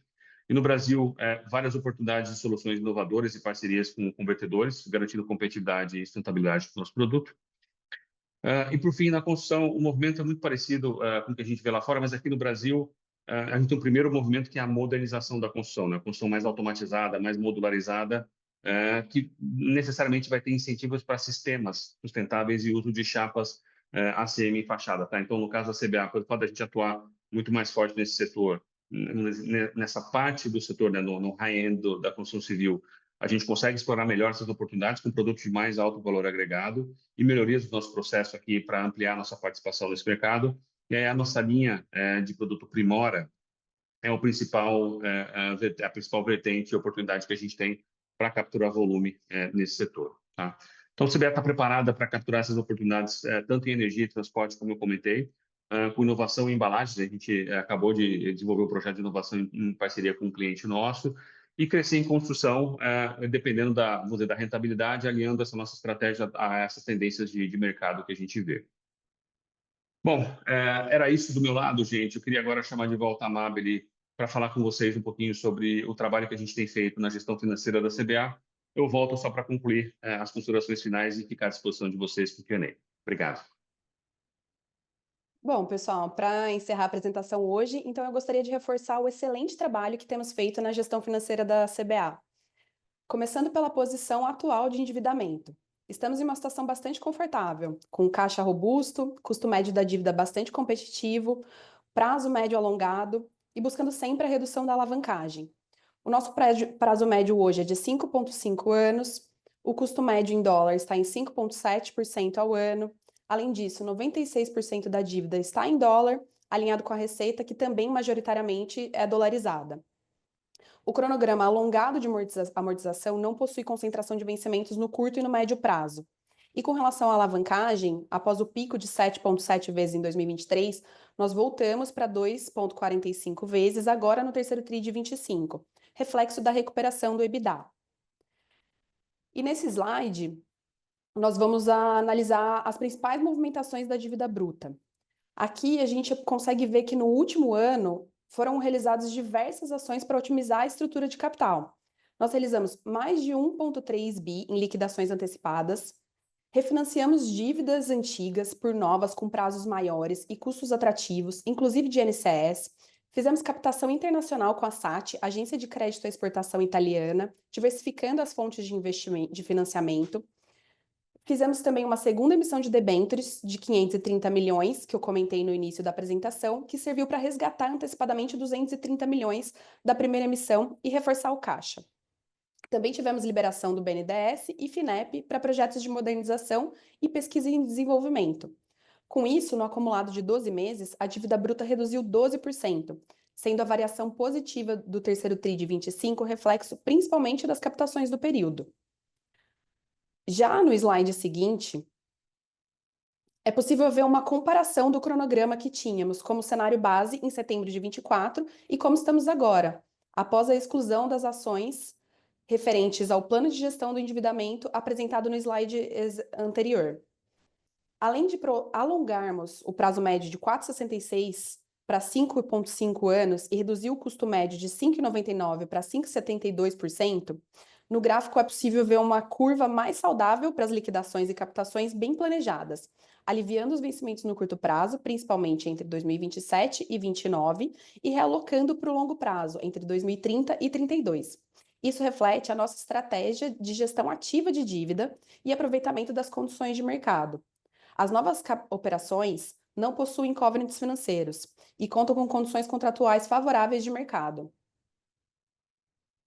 Agora, eu vou falar brevemente sobre a nossa política financeira, que é conservadora e focada na preservação de capital. A nossa política tem 3 pilares principais: gestão da liquidez e endividamento, gestão de riscos de mercado e hedges e gestão do risco de crédito. No primeiro pilar, nós focamos na redução do risco de liquidez com as metas de manter a alavancagem em 2 vezes, o prazo médio acima de 4 anos, hoje estamos com 5,5 anos, como eu já mencionei. Limitamos a amortização anual nos 3 primeiros anos, entre 10% e 15% da dívida total, para evitar concentração de pagamentos no curto e no médio prazo. Definimos um caixa mínimo necessário, calculado com um modelo que simula cenários de variação de custos e receitas. E assim, mesmo em momentos de volatilidade, nós temos condições de honrar os nossos compromissos. Além disso, nós temos uma linha de crédito rotativa de 100 milhões de dólares com 10 bancos internacionais, que pode ser acessada a qualquer momento. Já no segundo pilar, a companhia está exposta a variações de câmbio, taxas de juros, preços de commodities e mercado de energia. Além do monitoramento constante, nós utilizamos 2 estratégias para mitigação de riscos. O hedge natural, que é casar receita e despesa na mesma moeda. Como temos receitas em dólar, faz sentido ter dívida também e contratos operacionais, como compra de energia, também em dólar. E os derivativos, como contratos de swap, que trocam os indexadores e moeda. Por exemplo, transformar uma dívida atrelada ao CDI em uma taxa fixa em dólar. E o foco do terceiro pilar é a gestão de risco de crédito. É a alocação mínima de 20% em títulos públicos. Quando aplicamos em títulos privados, só usamos instituições financeiras homologadas e respeitamos os limites definidos na política, como o rating mínimo das contrapartes. E por fim, eu vou detalhar agora a nossa estratégia de hedge. Atualmente, nós temos 2 tipos principais de hedges: o hedge de dívida e o hedge de contratos operacionais de energia. No hedge de dívida, as operações são designadas como hedge accounting. São swaps para converter dívidas, que originalmente estavam em reais ou euro para taxas fixas em dólar, principalmente para dar uma previsibilidade e não dependermos da variação do CDI ou inflação. Além disso, nós temos NCEs dolarizadas, que totalizam 331 milhões de dólares e foram designadas como hedge accounting, para cobertura de fluxos de caixa relacionados a receitas futuras em dólares, sendo reconhecida em outros resultados abrangentes. E essa será apropriada ao resultado nos vencimentos originais da dívida. Assumindo um câmbio de 5,50, nós estimamos nos próximos 12 meses uma redução de 147 milhões na receita, pela realização de câmbio da variação cambial dessas operações. E a cada 10 centavos do câmbio, temos uma variação cambial adicional de 11 milhões. É importante mencionar que esse efeito é não caixa, uma vez que parte desses empréstimos foram refinanciados e os vencimentos da dívida ocorrerão entre 2027 e 2032, enquanto a realização do hedge accounting ocorrerá nas datas originais até o início de 2029. Já o hedge de energia, temos contratos de swap com vencimento de 2028, como vocês já bem sabem, que foram firmados com o objetivo de reduzir a exposição de risco, trocando a exposição de IPCA e GPM para valores fixos em dólar. Essa operação ela foi designada como hedge accounting, visando a proteção do risco de descasamento do fluxo de caixa entre receita futura dolarizada e o custo da aquisição de energia elétrica indexado à inflação. Este é reconhecido também em outros resultados abrangentes, e ele vai ser apropriado no resultado, no custo, mensalmente até o final da operação. Em 2025, nós tivemos um incremento no custo de 60 milhões de reais referente à liquidação financeira desses swaps. Além dos instrumentos financeiros, nós temos também um hedge natural, proveniente dos nossos contratos que firmamos de energia já precificados em dólar, alinhado com a estratégia de hedge que garante que mesmo com oscilações no dólar, na inflação ou nos juros, nós conseguimos manter o fluxo de caixa estável e o resultado previsível. Bom, com isso, nós encerramos a apresentação. Agora o Luciano volta para passar pelas mensagens finais e, na sequência, me junto a ele para o Q&A. Obrigado, Amabile. Bom, pessoal, indo aqui para as mensagens finais, né, só para concluir o call, depois a gente pode ficar à disposição de vocês aqui para uma conversa. Acho que são 5 takeaways principais aqui. Então, nossa estratégia ela é focada em crescimento sustentável e fortalecimento dessa nossa competitividade, como eu comentei, mas a gente também quer equilibrar risco e retorno para maximizar o valor e garantir essa resiliência do nosso portfólio de ativos de longo prazo. A gente vai sempre buscar maximizar o valor da integração, né, capturando sinergias em toda parte da cadeia de valor, que é um dos principais diferenciais competitivos da CBA, é o que nos trouxe até aqui, né, ao longo desses 70 anos, e é o que vai nos levar também aos próximos 70 anos, é essa integração na cadeia, é um grande diferencial competitivo nosso. A gente está bem posicionado para capturar essas oportunidades de mercado, tá? Então, e aproveitar fundamentos mais favoráveis para esse setor no futuro, não só por esses diferenciais competitivos que a gente falou aqui na apresentação de hoje, mas esse portfólio de projetos de crescimento também para o futuro, que vai trazer ainda mais solidez, ainda mais resiliência para esse nosso negócio. A flexibilidade na alocação de CAPEX é bastante importante. Então, como eu falei, a gente vai adequar a execução do CAPEX, disponibilização principalmente à nossa geração de caixa. Tem ali um padrão mais ou menos estável que a gente pretende investir todo ano, mas ele pode mudar se o mercado for diferente, né? Especialmente se o mercado estiver mais otimista, a gente pode investir mais, pode acelerar muitos desses investimentos aqui.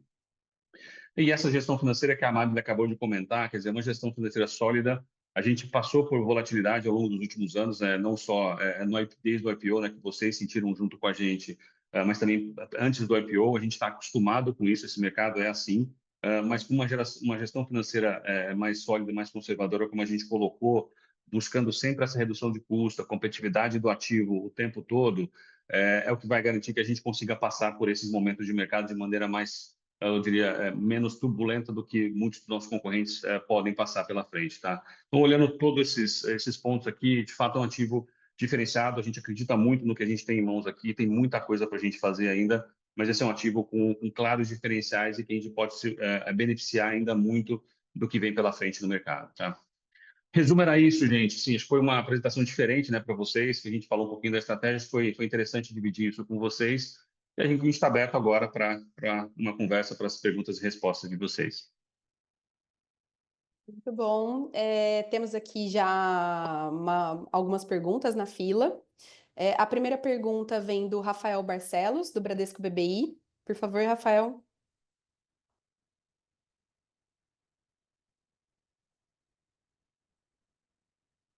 Bom dia a todos. Obrigado por pegar minhas perguntas. Parabéns também para a empresa e todo o time de RI pela organização do evento. Sempre importante e legal aí ouvir de vocês, principalmente na parte estratégica. Luciano, eu vou focar aqui na parte estratégica, principalmente no seu último slide dos seus takeaways aí para frente. De repente, queria ouvir um pouco mais aqui de você sobre essa flexibilidade de CAPEX para os dois lados, né? Naquele seu cenário em que a Indonésia acelera, né, a entrada de capacidade, que é um cenário, eu também estive na LME Week, foi um dos tópicos, de fato, que foram bastante conversados e que eu confesso que é difícil traçar um cenário, né? Então, pegar do lado negativo, né, esse cenário que entra mais capacidade, a gente vive num ambiente de preço um pouco mais comprimido, que tipo de flexibilidade você entende, né? A empresa tem um pipeline de projetos estratégicos importante, então talvez entender aqui que tipo de flexibilidade desse lado você tem, né? E qual seria o nível mínimo de CAPEX para frente. E do lado positivo também, né? Que tipo de investimento para vocês faz sentido? Se alguma daquelas tem macro tendências, né, que vocês comentaram no início da apresentação, se concretizam ou ganham tração? Que tipo de investimento faz sentido para a empresa? Obrigado. Obrigado, Rafael. Bom, acho que a flexibilidade aqui, ela está sempre relacionada àqueles projetos de expansão e modernização, tá? O sustain, é óbvio que também você tem alguma flexibilidade, mas sempre que você trabalha ou você reduz um pouco o sustain, você naturalmente está aumentando o risco da sua operação, que não é o que a gente quer, tá? Então, eu diria que o que a gente coloca ali como o que a gente pretende investir de sustain por ano, que é na casa de 500 milhões, que esse ano vai ser um pouquinho maior do que isso por conta do ocorrido na Alumina, eu diria que talvez possa ser um patamar mínimo, tá? E de novo, se a gente fizer abaixo disso, é porque a gente está buscando, vamos dizer, correndo algum risco a mais que talvez a gente não queira, é muito mais uma questão de mercado, mas não é o que a gente espera, tá, Rafael? Nos projetos de expansão e modernização, vamos dizer, esses 300 milhões por ano, mais ou menos, esse é um que tem essa flexibilidade, que eu consigo trabalhar para mais ou para menos. É claro que quando você já tem um projeto aprovado e em execução, você reduzir esse capex ele é mais difícil, então você tem talvez ali um horizonte de alguns meses de alguns desses projetos em execução, da gente pelo menos terminar esse projeto e fazer o investimento, mas para aqueles projetos ainda não aprovados, ou os projetos que ainda estão no horizonte, eu diria que a flexibilidade ela é integral, tá? Então é isso, quer dizer, a gente vai sempre estar nesse nível de flexibilidade na casa de uns 300 milhões ali, que a gente pode trabalhar para lá ou para cá. Assim, olhando a tua pergunta da questão da Indonésia, de fato, assim, eu diria que não é só no CAPEX que a gente vai trabalhar se a gente tiver um cenário de preços mais baixos, tá? A gente já viveu isso lá em 2023.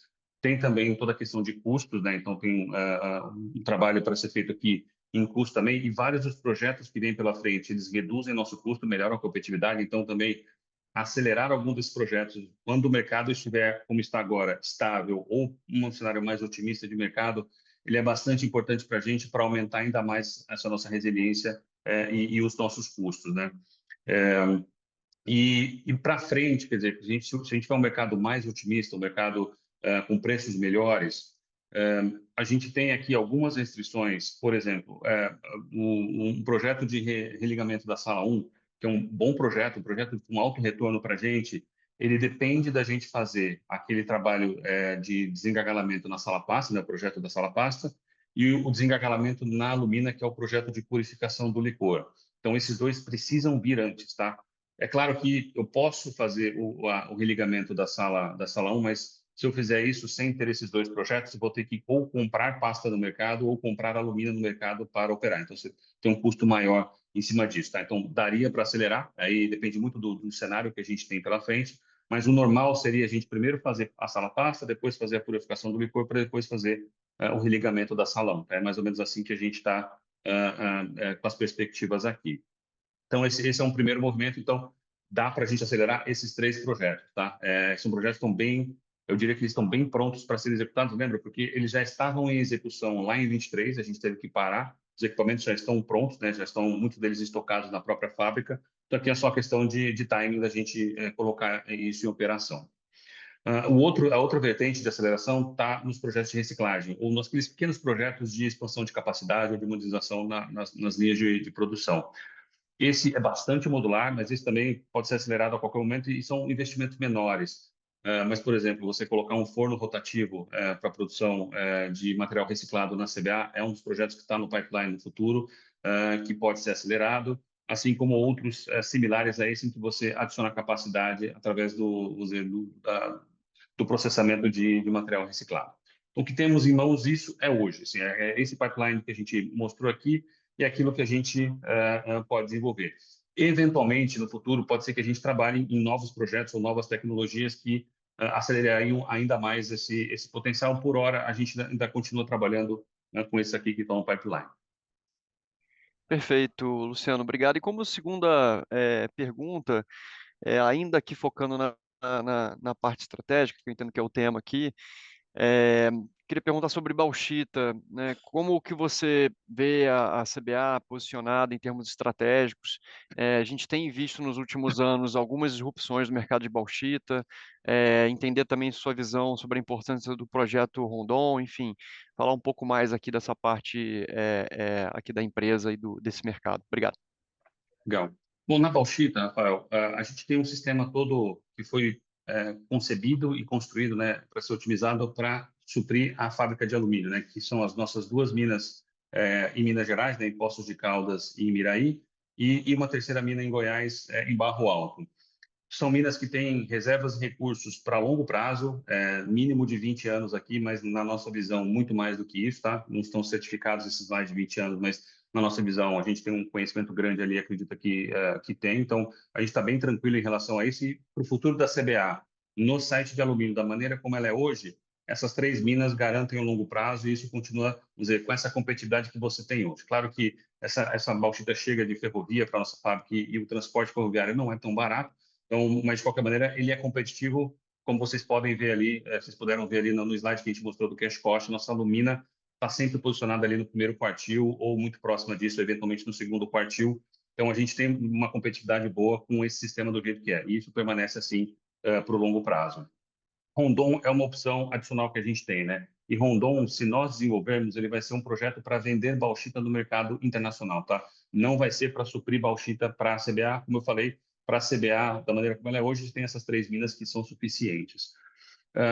Rondon tem seus desafios e para projetos como esse, o desafio logístico é natural que seja importante, né? Então não é diferente, a gente sabe disso, a gente falou muito sobre isso também com o mercado já, mas o que aconteceu, talvez, no último ano, vai? O que você comentou, Rafael, essa instabilidade que tem acontecido na Guiné, e para todos entenderem, para quem não conhece, né, o que está acontecendo na Guiné é um pouco do que já aconteceu com a Indonésia.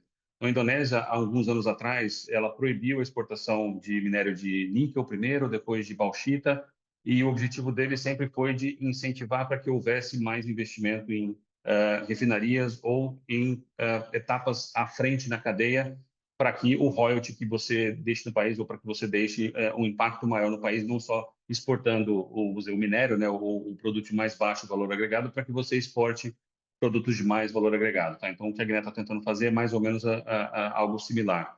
Mas teve algumas interrupções ali de minas na Guiné, o que gerou uma preocupação no mercado. O mercado hoje ele é muito dependente da Guiné. A Guiné saiu de um player, diria que irrelevante há 15 anos atrás, para o maior player e diria que 70%, 80% do mercado transoceânico de bauxita hoje ele vem da Guiné. É um risco muito grande para a indústria. Não é só para a bauxita em si, é para a indústria do alumínio inteira, né? Porque se você não tiver a bauxita vindo de lá, você vai impactar o restante da indústria. E aí, vários dos players da indústria que se atentaram a isso começaram a buscar alternativas, e aí a gente entra com o Rondon. O Rondon é um projeto pronto para ser desenvolvido, né? Pronto para ser construído. Ele é um projeto interessante. E aí você tem, natural, um aumento de interesse por esse projeto. A gente sempre falou que a gente vai buscar parcerias para esse projeto. A gente já, inclusive, desde o IPO vem anunciando isso, e a gente está trabalhando nisso. Quer dizer, por hora não tem nenhuma novidade aqui para a gente comentar, mas é só que eu diria que tem um interesse grande por esse projeto e pelo desenvolvimento dele. E se fizermos, o que a gente vai tentar fazer é com que a CBA invista mais nesse sistema aqui do Sudeste, né, no sistema que a gente já tem hoje, que é a CBA e tudo isso que vocês acabaram de ver nessa apresentação, e que eventuais parceiros sejam responsáveis vamos dizer, pelos investimentos em bauxita, e a gente, obviamente, teria uma participação ali que poderia se aproveitar desse projeto no futuro. Perfeito, obrigado, Luciano, obrigado, Amabile. Obrigada, Obrigado, Rafa, Rafael. pela pergunta. A próxima é do Edgar Souza, do Itaú BBA. Por favor, Edgar. Bom dia, Luciano. Bom dia, Amabile. Obrigado pelas perguntas. E parabéns pelos resultados. A gente vendo se concretizando a melhora de alumínio que era esperada, né? Eu tenho duas perguntas. Começando um pouquinho discutindo a parte de CAPEX aqui ainda. Talvez um follow-up em cima da pergunta do Barcelo. O meu ponto é o seguinte, eu estava talvez esperando uma atualização daquele cronograma que foi passado no CBA do ano passado, mas se a gente puder colocar de outra forma, talvez dá para entender um pouquinho como que vocês estão esperando essa modulação de CAPEX para frente, né? Se a gente olha para a linha de manutenção e reformas, esse ano vocês estão rodando acima dos 500 milhões, você mesmo comentou, Luciano, o que é um nível acima dos 350, 400 milhões que vocês vinham rodando nos últimos anos. Então, eu queria entender aqui o seguinte, esses 500 milhões, pelo que eu entendi, Luciano, parece ser um novo patamar de CAPEX de manutenção que vocês devem rodar. E aí, o primeiro ponto é, que levou ao aumento nesses níveis versus o que vocês vinham rodando antes? É, e dado que você, pelo que eu entendi, não quer aumentar o seu CAPEX total por ano, o que dos investimentos que já estavam decididos de ser feitos estão sendo de certa forma arrastados para frente, né? Assim, o que você já está modulando para acomodar um CAPEX de manutenção talvez um pouco mais alto? Essa é a minha primeira pergunta. E aí, o segundo ponto, eu queria entrar mais um pouquinho em custo. Acho que ficou bem legal esse slide que vocês mostraram da competitividade da CBA versus o resto da indústria. Mas quando a gente olha para 23 e 25, que foram os anos que vocês tiveram alguns problemas operacionais, a gente vê que a competitividade da CBA versus a média da indústria fecha bastante. Então, vocês estavam ali com 25%, 30% a menos de custo e vão para um patamar mais próximo de 10%. Pensando para frente, como é que vocês estão entendendo um pouco essa trajetória de custo, né? Assim, tem alguma expectativa para 26 de uma melhora adicional? Tem alguma coisa que pode ser feita? Obviamente a gente larga, talvez num quarto Q, já sem os efeitos das paradas, mas queria ouvir um pouquinho de vocês o que está sendo feito na linha de custo, se tem algum objetivo, algum target de redução de custo e assim por diante. Obrigado, pessoal. Legal. Obrigado, Edgar. Bom, falando de CAPEX, você tem razão, quer dizer, talvez primeiro a sua primeira pergunta, né? Esse ano a gente teve o impacto da instabilidade operacional da Alumina, tá? Que esse que é o principal fator ali que nos gerou uma necessidade de fazer um gasto adicional em sustain, tá? E a gente até aproveitou o fato de parar temporariamente alguns fornos, as salas fornos, para também já fazer reforma daqueles fornos ali que muitos deles estavam em final de vida útil, né? Então você tem um gasto adicional aqui esse ano, mas ele é muito relacionado a isso. Além disso, é natural que você tenha uma inflação, tá? Então, também a inflação ela impacta para nós como impacta para todos, tá? Então, também isso é natural de acontecer. Mas, voltando para a tua pergunta, dos projetos vamos dizer, de crescimento futuro, a gente não colocou o cronograma aqui justamente porque não tem grandes mudanças em relação àquilo que a gente já tinha colocado no ano passado. E porque depende também, por isso que a gente enfatizou muito essa questão da flexibilidade, depende muito de como é que o mercado vai estar daqui para frente. Então, se a gente tiver um cenário mais otimista, um cenário mais, vamos dizer, favorável, é natural que a gente busque uma aceleração desses projetos, como a gente comentou. Mas se a gente tiver um cenário mais restrito, aí, eventualmente, a gente possa fazer uma postergação adicional. No curtíssimo prazo, e aí até por conta para adequar o investimento deste ano, o que a gente fez foi basicamente pegar aquele cronograma que você tem lá e só vamos dizer, postergar ele no tempo alguns meses, tá? E ali, eu diria que o projeto mais de curto prazo, que foi postergado da sala pasta, mas ele continua no portfólio ali com alguns meses de defasagem, tá? E a gente mesmo fazendo essa postergação, a gente, na sala pasta especificamente, a gente tem feito, aproveitando momentos de paradas para manutenção, a gente já tem feito parte do projeto nessas paradas, tá? Então, a gente está tentando otimizar um pouco esse investimento que ainda vai ser feito mais para frente, de maneira que, quando ele for feito, você vai ter um impacto menor na operação, tá? Mas, sem grandes novidades, até foi intencional nosso de não passar o cronograma, porque, de fato, não tem nada de novo para a gente colocar aqui, e a gente agora vai trabalhando esse pipeline da melhor maneira possível, conforme a geração de caixa. Quanto à pergunta de custos, que eu acho que é importante mencionar, você falou bem, quer dizer, em 23 e 25 a gente teve um custo maior por conta dos problemas operacionais, mas eu só tomaria um cuidado quando a gente se compara com a curva de custos global, tá?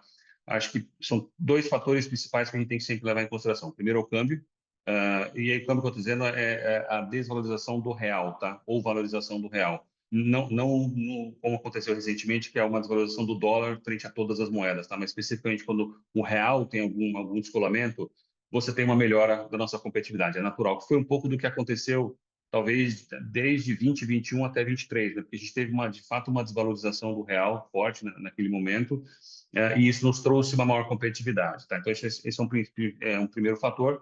Agora, natural, com um dólar um pouco mais fraco, e o real um pouco mais forte, a gente tem uma perda de competitividade, mas no final das contas esse movimento é muito mais relacionado ao dólar, então a gente acaba que mantém a mesma competitividade frente aos nossos concorrentes. Mas outro ponto bastante importante é que muitas das operações do mundo, eles compram alumina ou eles compram energia elétrica no mercado. Então, a volatilidade do preço da energia nos mercados locais pelo mundo e a volatilidade do preço da alumina no mercado também impacta essa nossa competitividade. Tá? Então, quando a gente se compara com o mundo, isso também acontece. Então, por exemplo, a alumina é um grande exemplo, né? Porque ano passado, por conta das rupturas que houveram na cadeia de bauxita e alumina em Austrália, Índia, China e Guiné, a alumina bateu $800 por tonelada. Então, quem compra a alumina, ou quem comprou a alumina naquele momento, piorou o posicionamento da curva de custos de maneira temporária. Mas aí, a alumina hoje está num patamar muito baixo, né? Então, um patamar ali abaixo de $400 ou até mais próximo de $300, que também coloca esses produtores que compram alumina numa posição favorável. Então, depende muito da dinâmica desses mercados, o nosso posicionamento. Tá? Como eu falei, o nosso custo ele é mais estável do que a média da indústria, mas de tempos em tempos eu posso ter ali uma pior ou melhora da nossa competitividade. Mas voltando para a CBA, para o teu ponto, a gente continua com várias iniciativas para a melhoria do nosso custo, tá? Isso diria que é quase que recorrente nosso aqui o tempo todo. A gente tem uma intenção, uma ambição de, pelo menos nas condições atuais de mercado, tá? Com os preços dos insumos mais ou menos como eles estão, da gente colocar o nosso custo médio, sem a depreciação, tá? Só o cash cost do alumínio líquido na casa de 9 a 10 mil reais por tonelada. Então, esse talvez o objetivo, é algo que a gente gostaria de ter. Hoje está mais próximo de 11, né? Por conta um pouco do que ocorreu esse ano. E isso, com um câmbio ali um pouco acima de 5 ou mais próximo de 5,50, vai garantir que a gente tenha uma competitividade de longo prazo, tá? Então, aqui o trabalho nosso é esse, continuar os esforços dentro de casa para melhoria da nossa produtividade, melhoria das eficiências, trabalhar melhor todos os custos de cada etapa da cadeia produtiva para a gente conseguir reduzir esse custo lá para frente, tá? E trabalhar nesse patamar que seria um pouco abaixo de $1.800 por tonelada, né? E aí, só se eu puder complementar aqui, a melhora para 2026 volta para um patamar de 2024, que a gente entende que é um patamar normalizado aqui, e essa melhora vem basicamente de alumínio, então tem espaço ainda, né, para melhora. A gente já viu no TRI a TRI uma recuperação do cash cost de alumina dentro do alumínio líquido. Para o próximo trimestre a gente vê ainda, então tem espaço para ver essa queda até o primeiro trimestre de 26. Quando deve já entrar no patamar normalizado que a gente via em 2024. E os outros insumos, eles estão se mantendo mais estáveis, né? Obviamente, a energia tem sua sazonalidade, né, entre um trimestre e outro, mas a perspectiva para 2026 é pasta nórdica e energia ficar bem parecido com o que a gente viu em 2024, né, que a gente viu esse ano mesmo. A redução vem basicamente de alumina, e aí, né, para ficar nesse patamar que o Luciano comentou de 10 mil reais por tonelada. E o que a gente também não pode também deixar de reconhecer que esses momentos de instabilidade operacional que nós tivemos em 23, 25 são momentos também de grandes aprendizados, né? A Salas Formes é um bom exemplo, porque aconteceu lá o problema em 23, mas o padrão de operação das Salas Formes hoje é muito melhor do que era há 2 anos atrás, tá? Então, o fato da gente ter tido o problema nos trouxe também muitos aprendizados e uma nova forma de operar o ativo que trouxe muito ganho, tá? Então, eu tenho uma expectativa que o mesmo aconteça com a Alumina, tá? A partir de agora, com a instabilidade que a gente teve esse ano. Então, é isso, a gente tentar, mesmo que seja de pouco em pouco, né, um ganho aqui, um ganho ali, a renegociação do contrato de gás, que eu acabei de comentar na apresentação, coisas assim que isoladamente podem até ser pequenos, mas quando você soma vários desses, você acaba tendo um impacto relevante nos custos, né?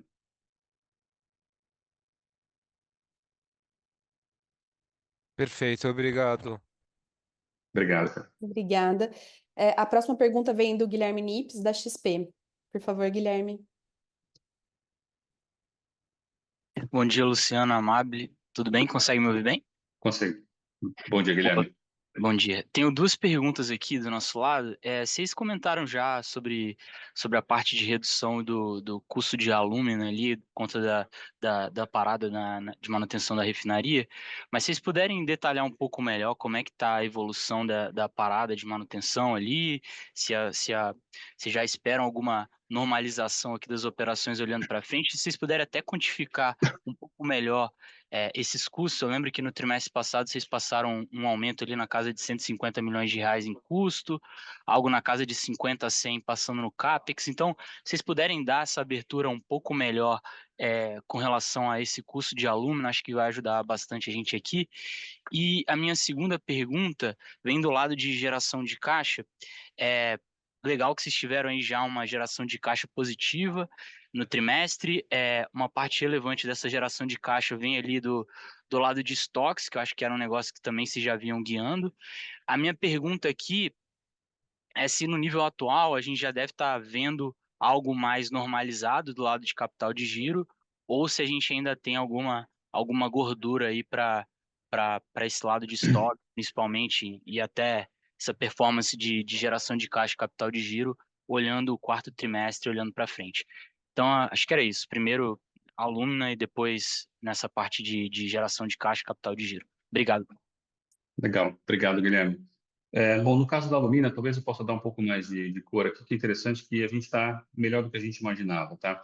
A gente tinha dado a notícia no último call de resultados e a perspectiva naquele momento é que até o final do ano a gente teria tudo de volta ao normal e essa perspectiva segue sendo a mesma, tá? Mas por que ela foi melhor do que o esperado? Porque, lembra, só para dar um pouco mais de informação, nós temos mais do que 50 tanques na Alumina, né, dessa parte da hidrólise, dos quais 16 estavam com aquelas incrustações que a gente comentou, que a Alumina aderiu à parede do tanque, né?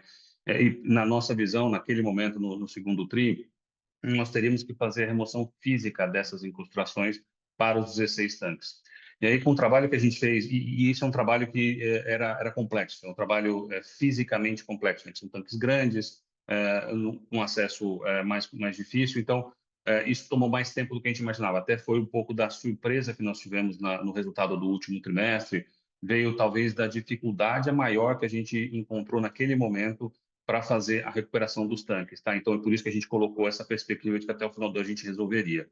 Mas o que aconteceu de lá para cá é que a gente conseguiu trabalhar em melhorias do processo ali e fizemos alguns bypass ali no processo produtivo, de maneira que a gente conseguiu limpar quimicamente muitos desses fornos, ou seja, eu não precisei entrar no forno e fazer a limpeza física, a remoção física da incrustação, eu fazendo só uma recirculação do líquido com temperatura ali, a gente conseguiu fazer a remoção dele de maneira química, tá? Então, eram 16 fornos, 16 tanques dos mais de 50 que estavam incrustados. A gente imaginava que ia ter que fazer a reforma dos 16, né, a remoção da incrustação dos 16, e na prática esses 16 viraram 5, porque os 11 nós conseguimos fazer essa limpeza via química, tá? A limpeza química é uma limpeza que demora uma semana e meia, alguma coisa assim, algo muito mais rápido para você fazer a limpeza. Então, no final das contas, foram 5, dos quais 3 já estão prontos, os 2 estão agora em processo de finalização, tá? Então, o que a gente espera é que agora,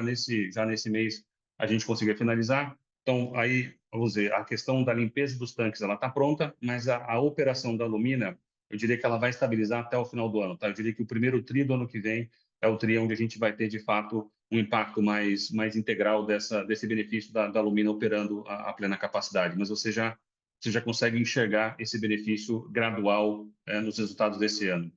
A gente falou lá atrás, como você bem falou, assim, um impacto acima de 200 bilhões, né, dos quais 150, um pouco mais de 150 estava em custo ou em EBITDA, e o restante em CAPEX. E a gente tem passado no mercado que ele é gradual. Eu diria que a gente ainda teve mais uma compra de alumínio nesse segundo semestre, tá?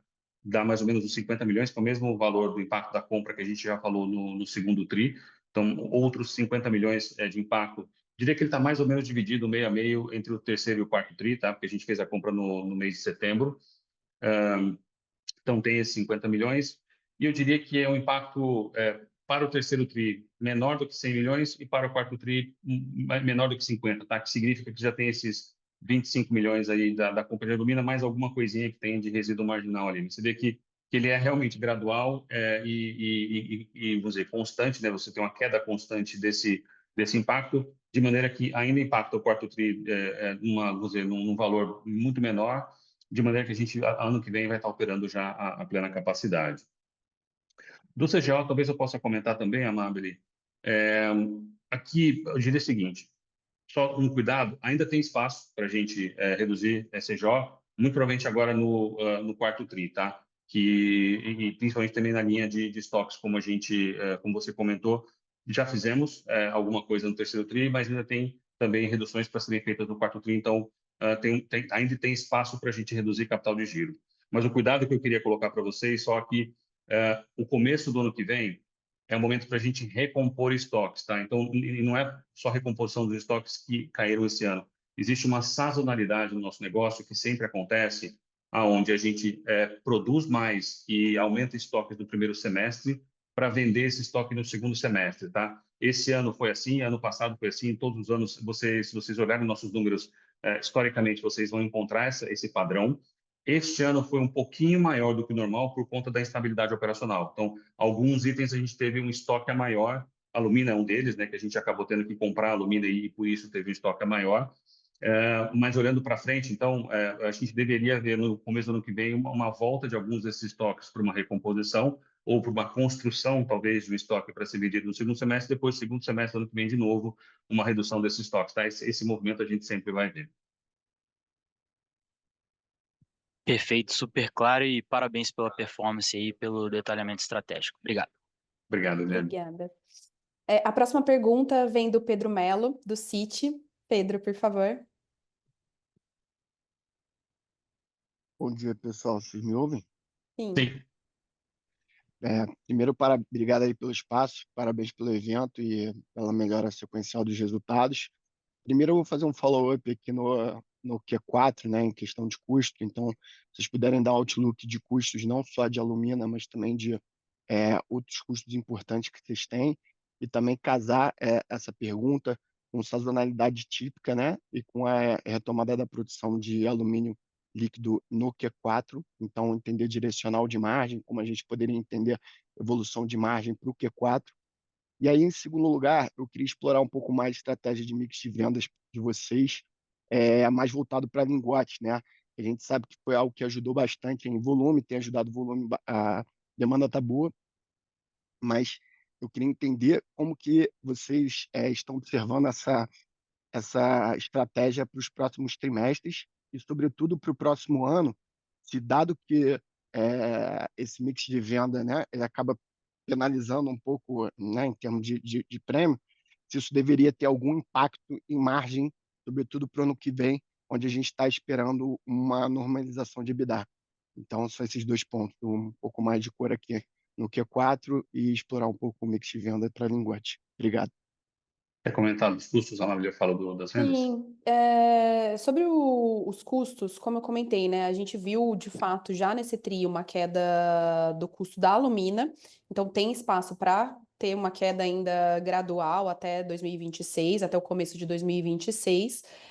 E já as outras linhas, as principais insumos, né, que é pasta nórdica e energia, algo parecido ainda com o que a gente viu no terceiro TRI, então energia tem a sazonalidade também no quarto TRI, pasta nórdica tem se mantido bastante estável, o que tem espaço talvez para cair ainda, também reflexo da recuperação da alumina, né, mais próximo da normalização aí da produção de alumina, custos fixos e custos variáveis, mas é marginal o que tem para recuperar. Mas isso até o primeiro TRI de 26, como eu já comentei. Então, essas são as principais linhas aqui, é o que o Luciano também comentou na apresentação, né? A gente está sempre olhando para melhora de custo, é o que está na nossa mão aqui, é realmente otimizar os custos. A gente está sempre buscando dolarizar mais os custos para ficar casado com a receita. E uma das coisas que o Luciano comentou, por exemplo, é sobre o contrato que a gente assinou para gás natural agora, 100% no Mercado Livre, e isso vai otimizar também com relação ao custo na alumina. Então, a gente tem espaço para melhorar um pouco e ir para o patamar que a gente falou no ano que vem, mais próximo de R$ 10.000 por tonelada. Legal. E na parte de vendas, Pedro, aqui, assim, um cuidado, eu vou te dar uma resposta, mas só um cuidado de que esse é bastante dinâmico, tá? Como eu falei, a gente tem, quando tem essa flexibilidade de produzir diferentes produtos, de, obviamente, atuar em diferentes segmentos, a gente pode mudar isso dependendo de como vamos dizer, da maneira como o mercado se apresentar para a gente, né? Então, o que aconteceu nesse terceiro TRI e o que a gente espera para frente, né? No terceiro TRI, a gente teve ali um impacto de talvez uma redução de vendas de tarugo, como eu comentei, ou de demanda, né? Não só de vendas, mas de demanda pelo tarugo, que nos fez buscar outros mercados. A gente, claro, pode buscar, por exemplo, a exportação do tarugo, se a gente não está vendendo tarugo tanto no mercado interno, mas também outros produtos. E a gente entendeu ou enxergou que o lingote estava nos oferecendo uma rentabilidade melhor para a exportação, tá? Até por conta daquilo que eu comentei da questão dos compradores se antecipando em relação ao CBAM lá na Europa. Então, isso aconteceu agora. Daqui para frente, o que a gente sente nesse mercado é que o mercado de tarugo continua bom. Então, eu diria que o quarto TRI, só também um pequeno detalhe, dezembro não é um mês bom, tá? Assim como dezembro e janeiro não são meses tão bons assim de vendas, é natural que você tenha muitas férias coletivas, então, fazendo vamos dizer, esse disclaimer, mas no restante, a venda de tarugo segue muito boa, tá? Até melhor do que a gente imaginava nesse momento. Então, o que é algo que a gente sempre brinca aqui, que a gente faz a gente dá uma visão mais cautelosa para vocês já há mais de um ano, né, que a gente dá essa visão mais cautelosa por conta das taxas de juros aqui no Brasil, né? Então, as taxas de juros do Brasil vinham crescendo desde o ano passado, a gente vinha dando essa visão mais cautelosa. Olha, gente, taxa de juros eventualmente pode impactar um mercado ou outro aqui e a gente pode ter algum impacto em vendas. E na prática, a gente teve algum impacto, sim, como eu falei, mais concentrado no mercado de construção, que é a demanda por tarugo, mas ainda assim, um impacto, eu diria que ele é marginal, ele não é um impacto tão relevante assim. E no mercado de caminhões, que é um mercado que ali também depende muito da taxa de juros, porque aqui no Brasil os caminhoneiros compram seus próprios caminhões, né? Então eles dependem de juros para se financiar. Mas nos outros mercados, assim, até agora a gente não teve grandes impactos, então seguem todos os mercados muito bem, tá? Então, daqui para frente, eu diria que a gente está de volta àquela normalidade de vendas como a gente sempre fez nos últimos TRIs. Para prêmio, que foi também a tua pergunta, Pedro, aqui, sim, tem uma observação. O mercado, nesse momento, especialmente aqui na América Latina e na Europa, ele está mais competitivo por aquele motivo que eu comentei na apresentação, de que você tem muitos produtores que não estão conseguindo vender para os Estados Unidos, porque as tarifas ainda estão implementadas, e que, eventualmente, você pode ter ali algum impacto em prêmio, tá? Ainda são impactos marginais. Você pega, por exemplo, o prêmio Rotterdam, que é uma boa referência, ele caiu bastante por conta dessa competição maior que se teve lá na Europa nesse momento das tarifas dos Estados Unidos, mas ele já voltou a crescer. Ele está hoje mais próximo de $200 por tonelada, se você olhar a referência lá na Bloomberg. Então, que eu diria que os $200 é um patamar normalizado desse prêmio, tá? Ele pode ser maior, ele já chegou a ser $300 no momento de mais otimismo de mercado, mas também ele pode ser menor. Então, o $200 é um bom prêmio. Mesma coisa, o mesmo comportamento a gente enxerga nos VAPs, tá? Em tarugo e alumínio silício. Você tem ali, eventualmente, uma competição maior, eventualmente algum impacto marginal em prêmio, mas nada que seja relevante, tá? Eu estou falando aí da casa de $20, $30 de prêmio para lá ou para cá, mas nada que nos preocupe, tá? Mas é isso, quer dizer, essa dinâmica, e claro, um ponto importante falar, se a gente tiver dois fatores, né? Ou, primeiro, o consumidor americano, em algum momento, vai ter que começar a comprar, porque até agora ele não comprou em grandes volumes, porque ou ele estava usando o próprio estoque na cadeia, né? Toda a cadeia do alumínio, ou porque ele também comprou muita sucata, e se vê um fluxo forte de sucata indo para os Estados Unidos. Esse é um fator que já é natural que acabem os estoques ou que o consumidor americano volte a comprar alumínio. O segundo é se os Estados Unidos fechar algum tipo de negociação com algum país. Não precisa ser só com o Brasil, não, tá? Pode ser com qualquer país. Exemplo, se fizer um acordo com o Canadá, com Índia, com China, enfim, com outros países que são grandes produtores de alumínio, isso é bastante favorável para essa dinâmica que eu acabei de comentar. Por quê? Porque aí esses países que fizeram a negociação certamente vão vender muito mais volume de alumínio, porque provavelmente seriam um dos poucos países do mundo que teriam uma tarifa diferenciada para o alumínio para ser vendido para os Estados Unidos, e eles enxugam os outros mercados, né? Então, tira esse alumínio dos outros mercados, então eles abrem a possibilidade dos outros mercados ficarem menos ofertados e, por conta disso, você ter de volta esse impacto em prêmio, tá? Por isso que eu falei que ele é bastante dinâmico, tá? Então, nesse momento, os prêmios estão um pouco mais pressionados, como eu falei, talvez $20, $30 aqui ou ali que a gente tenha que reduzir, mas se a situação dos Estados Unidos se normalizar ou tiver algum tipo de negociação, para o ano que vem a gente pode voltar para uma situação mais normalizada de prêmios como a gente trabalhou no começo desse ano, né? Tá ótimo, pessoal. Obrigado aí. Parabéns pelo formato também. Obrigada. Obrigado. Bom, pessoal, em benefício do tempo, nós vamos encerrar aqui a nossa apresentação hoje. O RI, obviamente, está sempre à disposição de vocês, então, perguntas que eventualmente não forem respondidas, eu e o time de RI estamos à disposição. Queria agradecer a participação mais uma vez de todos. E, Luciano, fica com a palavra final. Obrigada a todos. Não, é isso. Obrigado a vocês pela participação. A gente também agradece feedback, se vocês tiverem do formato, da forma como a gente fez, que acho que foi bastante interessante para dar uma visão global de vocês da empresa. A gente continua à disposição, bastante otimistas com o que a gente pode entregar pela CBA e com o que vem pela frente aqui para a empresa. Obrigado, gente.